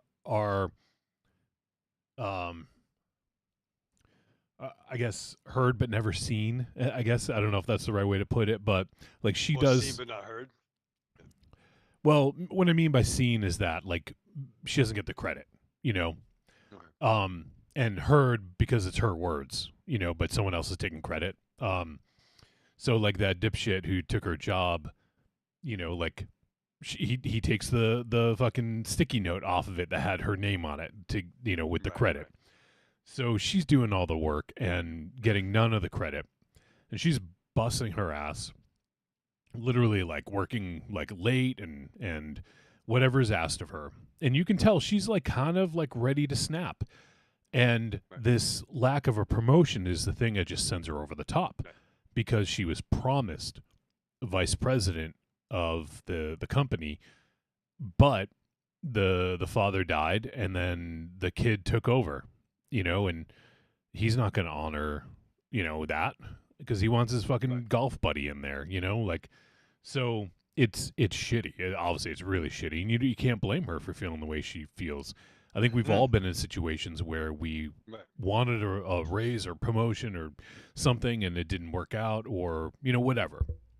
And we want to just be like, just rage against the machine, so to speak, Right. And she was putting in her time. Right. Biting her tongue. Oh, doing this. And it's like, I'm going to get the FaceTime. And maybe she probably wasn't getting her emails responded to. I'm going to fucking shoot my shot. And it just didn't go so well. Right. So in this world, in this society, she is just endlessly frustrated. She's not getting what she deserves or what she's owed and what she's worked for. Meanwhile, on the island, she's getting all of that because there's no hierarchical sort of like structure. It's basically like survival of the fittest, right? I mean, like, literally, like whoever can survive is the one that's going to survive. And in the what are they called? The oh my god, like like capitalism, the something what is it, the rat race, like in that kind of environment, in like the corporate environment, she's doing all the work, like doing everything and getting no recognition, getting nothing.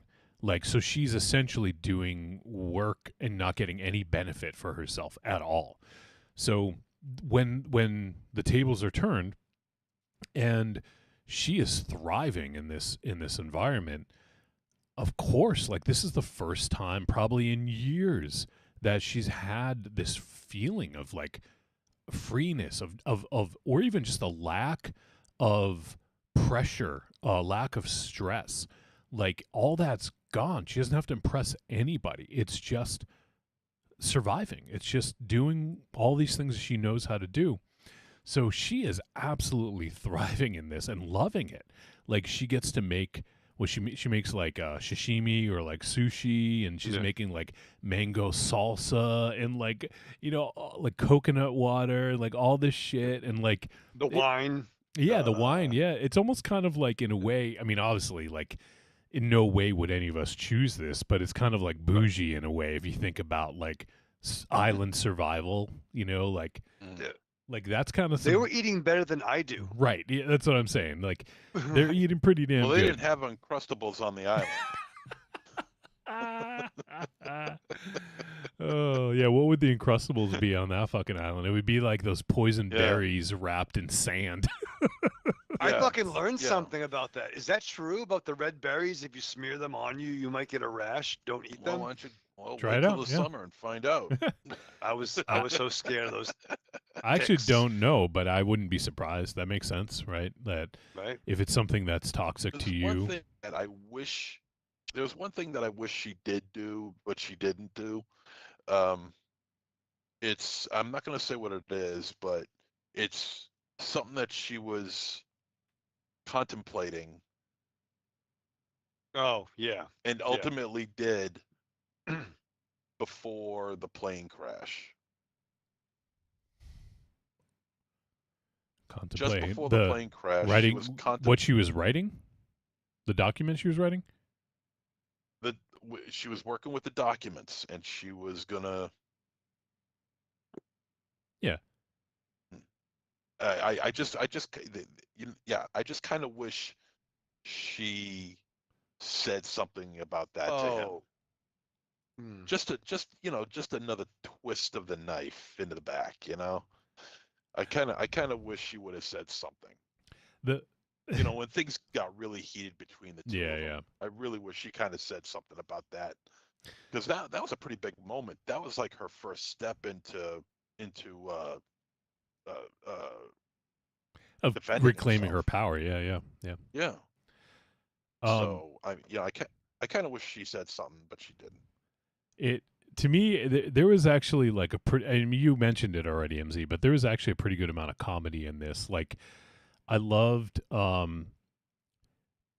just like how I'm trying to think of like the dichotomy between the two, like when he tried to set up his lean-to and like he went to go off and do things on his own, like and he just kept fucking failing, and like she's just like smiling and upbeat and like all happy, and then there's that one scene where she's like weaving like her hat, like she's making this fucking elaborate like hat that she's weaving, and he's just like fucking sitting there like moping. Like it's actually really fucking I thought the dichotomy of those two things were really fucking funny. But it just shows like there is a decent amount of humor in this movie. Yeah, there is, and it just shows that like this dude thinks he knows everything. Like like we said, like he has a silver spoon in his mouth, and he anything he wants he can just get, whether he asks somebody for it or buys it. But here, all he has is like this like the idea of control, but without the power that comes with it. Like he's not wielding any power because he has no power on that island. Like she says to him, he's like, "You're fired. Like, you work for me." And she's like, "Dude, we're not working. Like, what? Like, this doesn't work." It's just like, I just love that whole thing. She's, he's trying to get some kind of control, and she's like, "This doesn't work. No, you don't fucking have any control over me." Yeah. Well, then he says you're fired, and she just starts laughing at him. Yeah, she's cackling. And not like a psychotic laugh, like genuinely laughing at him. Right. It's like a Rammstein. Which really burned his bullion cubes. Really, that really got him pissed. Cubes. Yeah.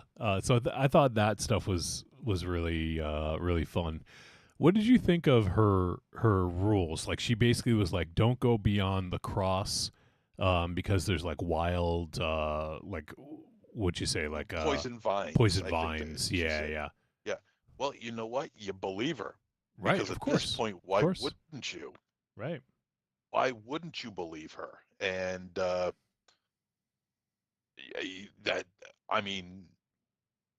he had no choice but to believe her, and we do have a choice, but yet we believe her anyway because she's been very forthright, very honest, very trusting at this point.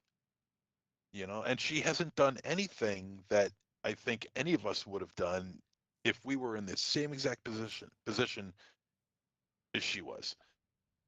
So I mean, I thought it was great, just the way she handled that whole situation, all that material. I thought it was handled wonderfully. Yeah, yeah, I like that too, and there are some hints too, like I like that the whole bit about the knife, and there's a couple things I thought were handled well.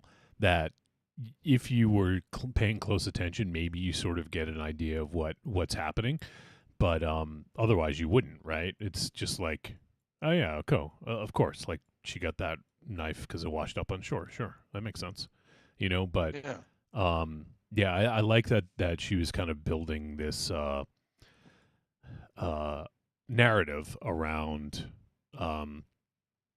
wanting to keep this sort of fantasy going for her. In a sense, I don't mean to call it a fantasy necessarily, but like like the power dynamic was completely tipped in the other direction, and she didn't have to impress anybody. She didn't have to, be something she wasn't. She didn't have to stuff down her personality, and it really shows. Like, seeing the difference between the two of her in office and her on the island are like it's like diametrically opposed. They're so different, and the way she acted, I thought was great too, because it shows how much of a difference it was between the two. I agree. Let's see some more of the gore stuff. There was a lot of it comes at the end, but there's some pretty good stuff. I thought aside from the boar, looking like it looked, I thought that scene was actually pretty tense and pretty well done. But 100%. I agree, it was a little overkill with just I don't know, like, and if you wanted to, you just didn't have to show the boar as much, right? Like, if you had bad CGI, or if you wanted to use practical, you just don't show the boar as much. Like, you know what? Fucking forget about The Revenant or whatever the fuck with DiCaprio. Let's take it back to Atreyu and that fucking wolf and fucking. Oh yeah, that was Never-ending terrifying Story. like a motherfucker. Gamok. Yeah, is that what his fucking name was? Gamok. Yeah. And that was what, 86? 83. No. Or Never-ending 80, Story was not 83 or 84. I think 85 or 86. No. It's 83 or I think 84. MZ's right. Yeah. I'll check. I think it's 84. 84. He's right. 84. Yep. All right. That's what I said. 84. Don't ever question me. No, we'll question you. We can question MZ if it doesn't have to do with horror movies or sitcoms. Or Raven Shadow. Raven Shadow knows his sitcoms. He does. Yeah. Well no, as he I does. do. He does. Thank you. I give him that. I'm just saying, though, that fucking prop wolf was scary like a motherfucker. Yeah. It was. But the boar, Sam. I mean, the action sequence itself was pretty decent. And it's hard to have a one-on-one, fisticuffs with the goddamn boar without making it look cheesy. I'll fight a pig, dude. I just think that you wouldn't fight a boar, though. Yeah. They're aggressive as fuck. It just looked bad. The plane agree. crash. There was even one scene in the with the fight between that Don't say nothing. Don't say nothing. What? Well, the fight. You don't even know what I was going to say. Okay. I was going to talk about an eye. I knew what you were talking about. Yeah. That looked bad. It looked a little cartoonish. I actually liked. I mean, aside from it looking cartoonish, I thought that was pretty brutal. Like, just the idea of doing that. I liked their little jabs, if you will, of how they were hurting each other. But yeah, that was kind of Right. fucking crazy. And it was very like slapstick, like the cartoons that like Bruce Campbell, Evil Dead slapstick. It had Right. that Stooges. Nyah, Yeah, nyah, who was kinda the like Shemp in that vibe. scene, MZ? Yeah, seriously. That's the question. Yeah. The wrong Shemp. I wish I knew. Um, Now, but yeah. what about the what'd you guys think of the ending? Called it. So when you say the ending, what do you mean? Because there are, is it the very very end, right before credits the rolled? one just before the credits. The ending just before the credits. That's what you called Raven Shadow? Yeah. Not that exactly, but something similar to what occurred. So yeah, we won't talk about what happens, but see, Well, here's give the a vague here. description of what you thought of it. Yeah, well, let me say this. So don't want before that, when they're in, I don't know, I don't even want to say, but And yeah. during the violent fight, entanglement. during the violent entanglement, yeah, I don't want to even say where it takes place, but in the violent entanglement, there were some things in that I feel were kind of missteps, and I didn't like that it made her feel like almost like the villain, but you had like negative sympathy for Bradley, so it was almost kind of confusing because it's like, well, why? Like, why is she coming off this way? And it's almost like you're supposed to feel bad for Bradley, but you can't because he's a fucking piece of shit, If it was a wrestling match, you go babyface, heel, babyface. It's like it flips mid-match. I don't think so. I think I think Wolfie is right. If I'm following him correctly, this is I was how I agreeing with looked at Wolfie. it. Okay. Oh, okay. I don't know. Go ahead, all MZ, right. go ahead. Yeah. Well, I'm thinking that, she does turn into a villain to some degree. Well, but it's painting her as a villain for like a few minutes, Yeah. I think. Yeah, that the fact that Bradley is such a subhuman piece of shit. It makes sense. But she can lower it's herself. earned. She could lower herself to that point, and she would still be rooted for. Yeah, I agree. He still has some justification for the denouement, though. I mean, I think I know what you Without- mean, and only slightly. A know. discovery. Right. The discovery, yeah. The Oh, okay. the all right, shiny all right, shiny okay. discovery, we'll say. Yeah. The shiny Okay. No. discovery. I get what he means. So absolutely, I mean, it's justified, and her reaction also can be justified. But so I think I had no problem with the violent entanglements, but the only thing I had a slight problem with was the soliloquy or diatribe. Like I thought was a little over the top. That was a little bit mustache twirly, Yeah. in a way. And Yeah, I agree. And that's the thing that's really the only thing I had a slight issue with. But I thought after that, I thought the ending, like the way it kind of wrapped up, it all made sense because, like she can disavow knowledge of certain things, which is a perfect, setup for what happens. I had a different ending in mind that I think would have been better, but on the other side, like after I thought about it, like when the movie ended, I was kind of like, oh, like kind of would have preferred this ending. I'm not going to say, but you guys can probably understand. If we have time at the end, I want to mention what I thought. I'd like to do a quick little what we thought the ending would have been if we have time. Okay, yeah. If not next. Yeah, time. we're almost done. I don't know.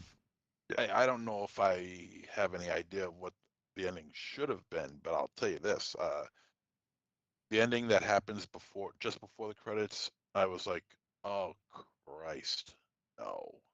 So okay, I didn't. so I think I know what you're gonna say, and you weren't crazy about it, right? Is that what you're gonna say? That's exactly what I'm going to Okay. say. And I kind of agreed, but looking at the story arc in totality, it does make sense, and it kind of came to that after the movie ended, like for a little while, and I was kind of thinking about it. But if you think of the power dynamic and the agency that like she has at the end, I think it makes more sense than the way that I had thought it should end, because the way I thought it should end would just mean that she was like part of the system, whereas now she's outside of the system, so to speak, you know? So I know it's super vague, and people who haven't seen this are like, what the fuck are they talking about? Right. But yeah, I think the ending wasn't perfect. I think when I gave it some thought and I had some time to sit with it, I thought that it was appropriate for her character arc, but it wasn't. It still probably wouldn't have been the ending that I would have chose. Yeah, I wasn't a fan of it. It pushed things along a little bit too quickly for me. Not Yeah. that was the reason why I didn't care for it. It's just one of the things that I noticed that made me think, damn. It pushed things a little bit too quickly. And I'm like, no. This couldn't possibly happen in that short a period of time. This thing would still be talked about. This would still be in the courtrooms at this point. There's no way there could be any happy ending story time. Oh no, there absolutely could be. That's what I was trying to say. I think it makes complete sense because, yeah, I mean they're in the middle of nowhere on a fucking island. Like nobody knows where anyone was or what happened. So I think it makes complete sense. I don't know, man. I just don't know. Because a lot of things can be traced back to other things, and I mean, we're in, it's 2025, when this film came out. So things can be found out, things can be discovered. Maybe not for a long, long time, enjoy the bask of your victory, but I don't know. I just didn't particularly care for the ending. I like the end, the song that they played during the end credits, Blondie. Oh yeah. Or another. Yeah. I'm gonna get you. That was a karaoke. That was That's like a karaoke song. Yeah. That was like a toe tapper. That was pretty good, and it almost had like that Jack Putter to the rescue at the end of Inner Space sort of scenario playing out, and I kind of I did enjoy that, shit. but at the same time I'm like, I don't know if I really agree with the total ending of this movie. That's fair. Anything else you guys want to say about this? I feel like we didn't talk about the score at all. Did you guys see who did the score? Yes. Elfman. Wait. Yeah, Danny Elfman. Was it Elfman? Yeah. I didn't see the Danny Elfman. Oh, okay. Yeah. It wasn't a very typical Danny Elfman score. There were it wasn't. points at which I was like, oh yeah, that's definitely him, but they were pretty few and far between. So pretty awesome. I mean, obviously, I know they've worked together before, Sam and Danny, but I mean, I fucking love Danny Elfman and Oingo Boingo, so I was just ecstatic to see him attached to this, and I thought the music was good. It was playful at times and dramatic at others, but yeah, I thought it was good. Anything else you guys want to talk about before we hit to the verdict? Let's get to it. I think we've talked about this movie long enough. All right, let's do it. Trick or treat, baby. I wonder if people would say you're a trick or a treat. Trick or treat, motherfucker. All right, verdict time. We're going to let you know whether Send Help was a trick or a treat, and any final thoughts. Let's kick it off with MZ.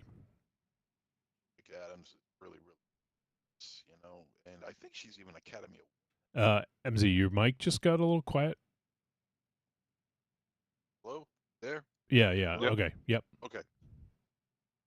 Rachel McAdams is a good actress, and I think she's an Academy Award winner too. I think you're right. I'll check, but I think you're right. Okay.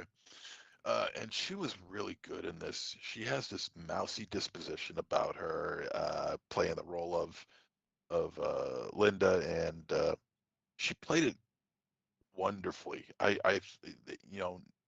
Over the top at times, but that was because her character, it was necessary for her character. Um, Dylan O'Brien is a son of a bitch in this movie who equally played his role wonderfully. He was a scumbag, and the fact that he's like this young guy and he's a good looking guy just makes you want to hate him even more. I hate right? him even more. He's got fucking teeth. That's got right. teeth. That's right. He's got an ass on him and all this He's got other a nice. shit. He's got a great ass. Great ass. Hoo-ha. Hey-o. And hey-o. And the movie is surprisingly funny considering the situation that these two have found themselves in. Uh, uh, uh, Linda is now the master of the domain, whereas Bradley is the servant, subordinate, and basically, impress me. See what you could do. Impress me with what you could do, which I love. Just flip the table right on him. I love that. Real quick, I love that when she said, "Are you willing to go above and beyond?" That whole thing. Yeah. Yeah. That was great. That was great. Yeah. And it really makes you cheer for her and everything like that. And you just think, take that, you son of a bitch. You're really cheering her on, and she's got everything under control, and she's got him under control too until a certain point. I think the locations were great. It was shot in the Dominican Republic. Partially. Partially in the Dominican Republic. Also shot in Australia. Knowing Sam, I'm surprised it wasn't New Zealand. He loves that goddamn country. He loves New Zealand. The locations are gorgeous, beautiful. Wonderful, wonderful locations. And there's a lot of tension going on. When things start picking up, they start picking up hardcore. It's surprisingly violent, very funny. But the CGI really bites, and that does bring the film down a little bit. But this is a treat for me. I did enjoy this, and I would recommend it to everyone. All right. Before you go, Raven, just one thing I forgot to mention during the discussion was that scene where she gives him the little like what was it, like octopus? And and it numbed him. Come on now. And it numbed him. It numbed him up. I thought that scene was actually pretty awesome. That was I was squirming. Yeah, I figured. I was squirming. Ugh. Squirming and squirming. I think it's squirming. All right, go ahead, Raven Shadow, with yours.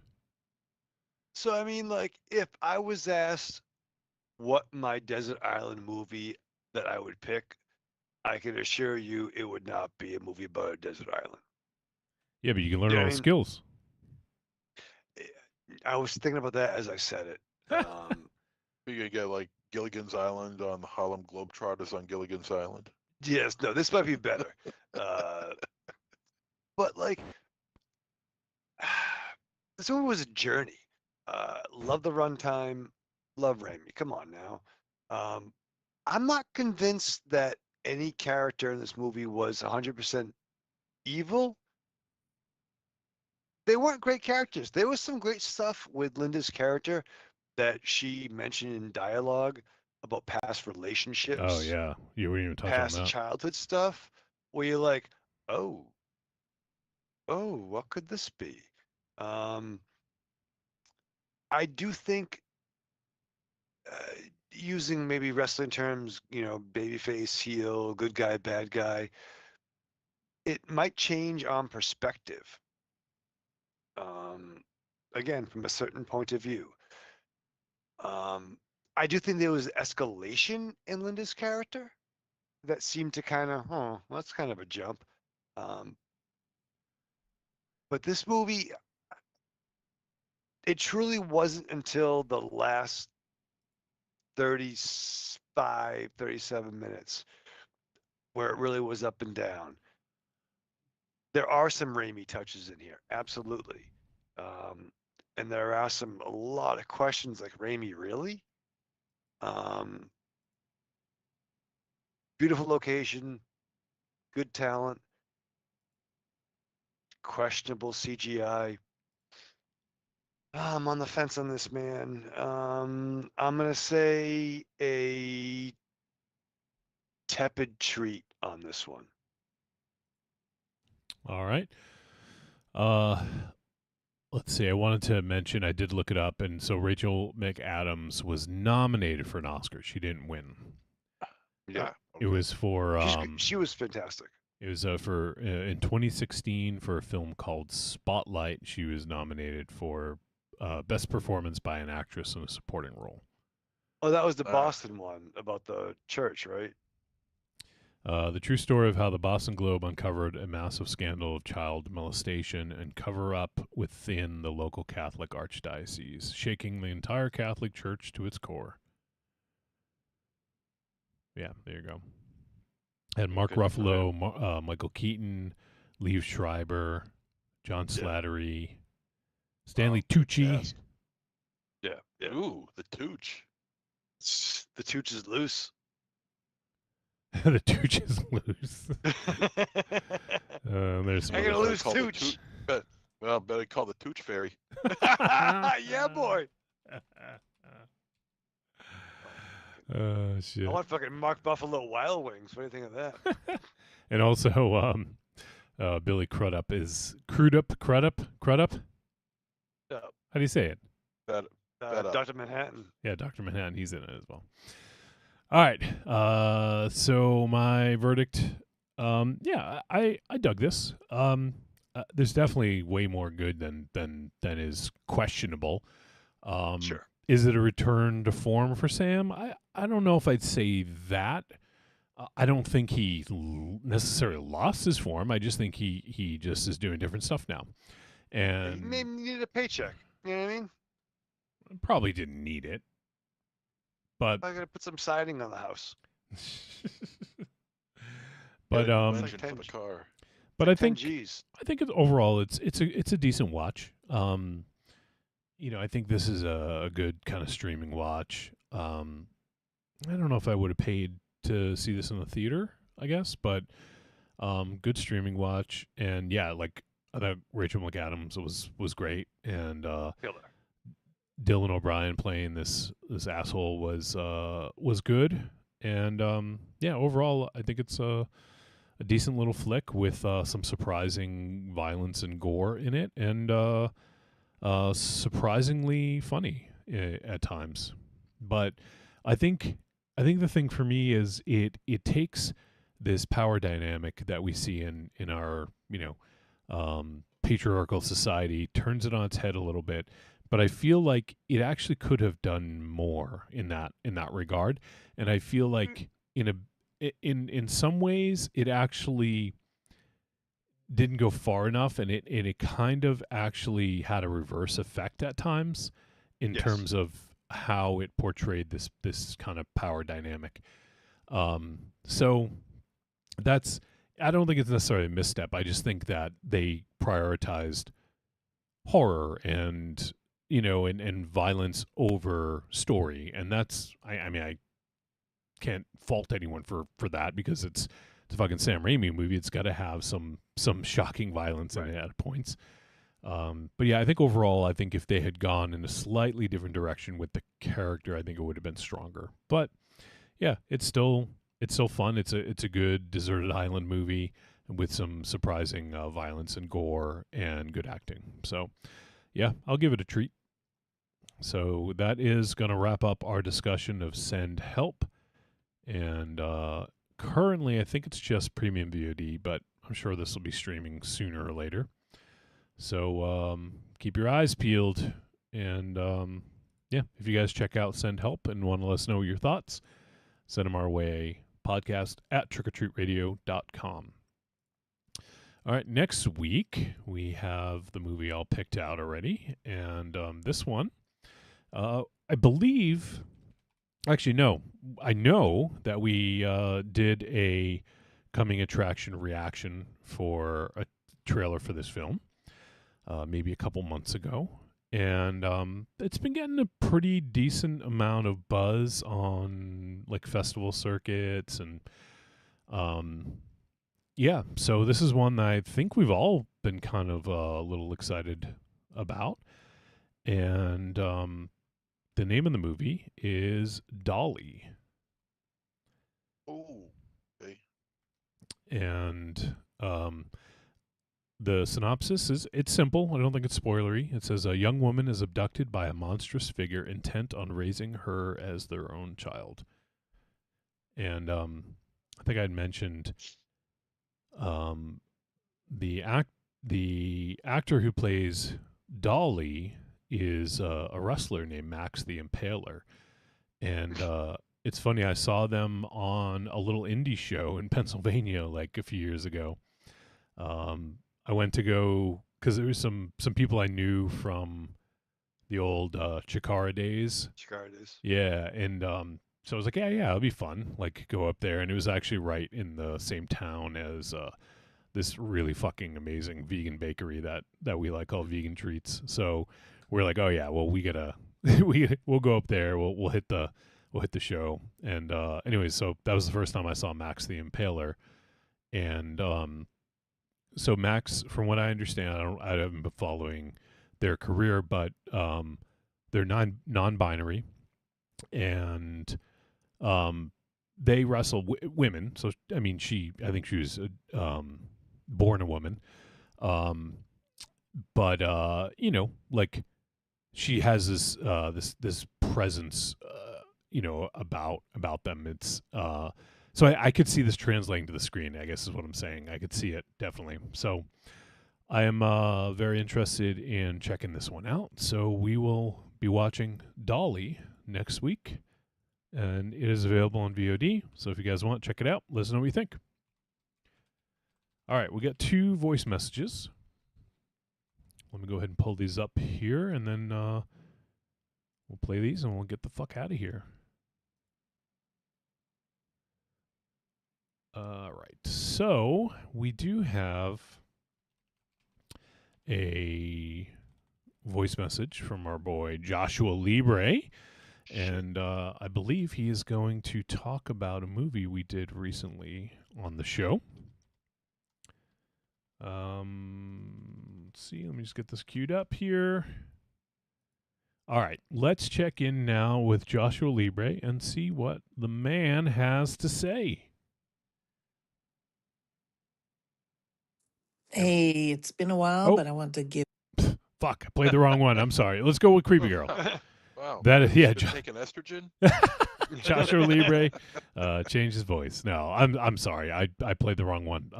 But we'll keep going with this one. Let's go with Creepy Girl. My 2 cents about Send Help. So I went and saw this at the theater, and I really loved this movie. I felt like there were so many surprises in it, so many things that like shocked me in it. The biggest thing for me was I can't say it without spoiling, but it was when she revealed something that was on the island that like blew my mind. It's just one of those movies that you probably think about, like if you have an a-hole boss, like how cool would this be?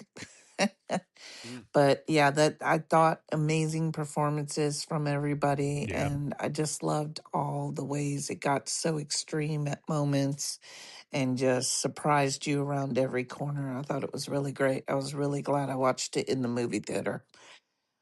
So yeah, I really loved it.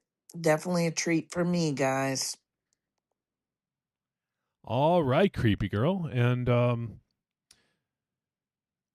yeah, like she talked about, something on the island. I think we kind of referenced that and thought that was really cool. Yeah, there was something else she said. I forgot what it was. Do you guys have any thoughts before? Let's see if I can Great try to remember. performances, twists and turns. Which, yeah, I mean, it was a roller coaster ride at times. Yeah, yeah, definitely. I don't remember what it was now. I'm sorry. Yeah, completely lost track. I got all screwed up playing the wrong one. But Creepy Girl in the chat says, I just watched this one, Dolly. Awesome. Well, we'll be checking that one out next week, Creepy Girl. So feel free to send in your voice message if you want. Yeah, there you go. All right, well, let's check in with Joshua Libre for real now. Yo, what up, Trick or Treat Radio? Just had to call in and leave my thoughts on the movie Surratt, one of Linus's Patreon picks. And you guys were not kidding. It's a real doozy. Things, there is a clear turning point in the movie, a Charles Durning point, where things kind of escalate. And it's kind of a rolling point, if you know what I mean. Oh boy. Things just go from being, the movie goes from being an adventure story to a survival story. But I really, really like these kinds of movies where it's very minimalistic, bare bones plot. And it's not so much about the story. It's more of, the movie's just more of an experience. And it might not be the best experience, but it's an experience nonetheless. But yeah, I really enjoyed it. Really loved the cinematography in this movie is insane. I don't know how the fuck they got some of these shots. I don't know how long it took them to shoot this movie, but it must have taken them a while, just to get the right light, angle, all that shit. It's pretty amazing. I wish I could have seen this in the theater. I saw that it was playing in some theaters here in LA, but just never got around to seeing it. But yeah, it's a pretty impressive movie. It's fucked up, but it's impressive. And my proactive treat stands. This is definitely a treat. Nice. And yeah, I can see this is very much like William Friedkin's Sorcerer. Sorcerer, it's a motherfucker. That movie it's highly, highly impressive. And it totally reminds me of that. Where you're just watching the movie and I'm thinking, how the fuck did they shoot this? How the fuck did they make this? How did the actors put up with this shit? So whenever that's captured and filmed, it's pretty special. But yeah, anyways, yeah, highly recommended. Proactive treat stands. I also wanted to mention that last week, you guys have talked about Ewan McGregor and Hathaway plus dinosaurs before. You guys did mention that movie before. You guys, I think, Wolf, you were reading like somebody's upcoming projects, and in one of those you just sort of mentioned this upcoming movie and you said Ewan McGregor and Hathaway and dinosaurs, and MZ started cracking up. Like that did happen like a couple of months ago. I don't know exactly what episode, but I do remember it because when I saw the trailer, this week, I said, "Oh, that's the movie that Trick or Treat Radio was talking about." So MZ is not crazy. Not in this case. Because that did happen. And I wish there was a way we could check the tape. But anyways, yeah, I just wanted to leave a comment on that as well. All right, that's all I got. Thank you guys for the time. Have a great show. Talk to y'all later. Bye. See, Oh, I he's told you I fucking was backing not you up. as he should, as everybody should, because I know we did. And you said, and it stars Anne Hathaway and Ewan McGregor, and I just died laughing because it was just so fucking random. It just, I don't know what it is about those two together that just made it so random. I never thought about it before, but Ewan McGregor and Anne Hathaway, it just sounded so bizarre to me, and I started laughing my ass off. I don't know why that. Like, I don't even know why you'd laugh your ass off at that. It's not. It doesn't even seem Because bizarre. it's so random. Not really. I mean, they're both like big stars. Yeah, Tammy the T-Rex. It just comes off random to me, you know. I'm looking to see if I can find out what What episode happens? this was. What happens when a cantankerous old? What happens when a cantankerous old former lawyer moves in with a nude male model? Wacky hijinks ensue. Mickey Rooney and Gary Coleman star in Fresh off the pole. Straight out the bike shop. Yeah, straight at a bike shop. Crush your motherfucker. Yeah. It's just so random. I've had enough. I'm done. He's spent. Wow. All right. Well, yeah, I can't. I did some searches, but nothing came up. I'll have to. We might not have added Ewan McGregor's name into the show notes, so I'll have to find something else to look up. It was near the end of the show. Yeah, if yeah. I'm not mistaken, I believe it was near the end of the show, and you were just rattling off upcoming projects. And Well, I that wonder was if it one of was them. you know what? I wonder if it was the Patreon episode because we did the end of the year and what we're looking forward to. Oh, maybe. Yeah, that might be it. That'll narrow it down. So, I can try to look for that. All right. All right. I think That's it. Show's over. Show's over, said the lady. Show's over. Party's over, said the girl. Let me just double check. I think that was it for voice messages, but I just want to be certain. You know, on my Letterboxd, Mhm. after I put in send help. Yep. Guess how many movies and I watched it yesterday. Guess how many movies I've watched up until this point? Just this year, or total? Yeah, just this year. Well, it's April 2nd, so I'm gonna say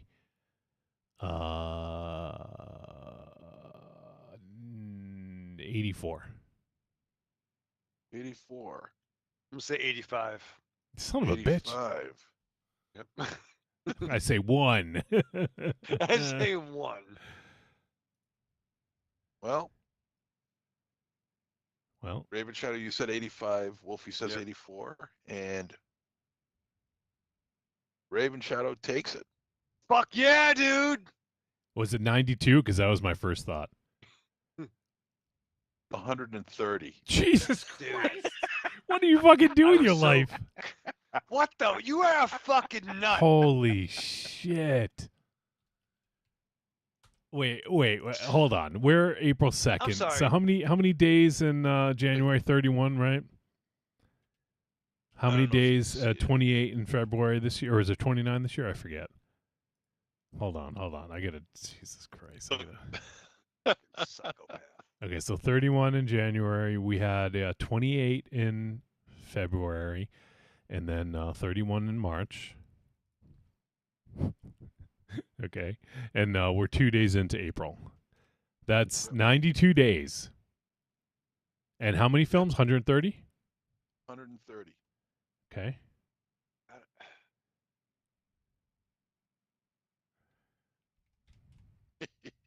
That's fucking crazy.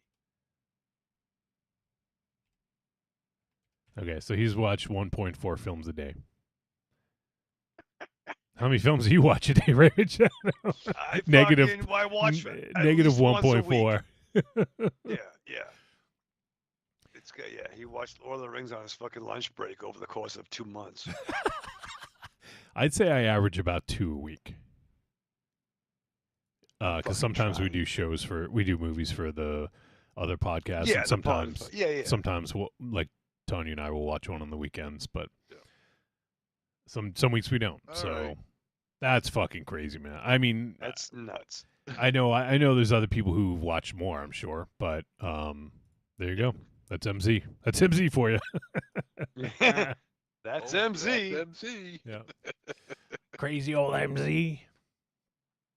All right. You guys got anything else? Nope. Not really.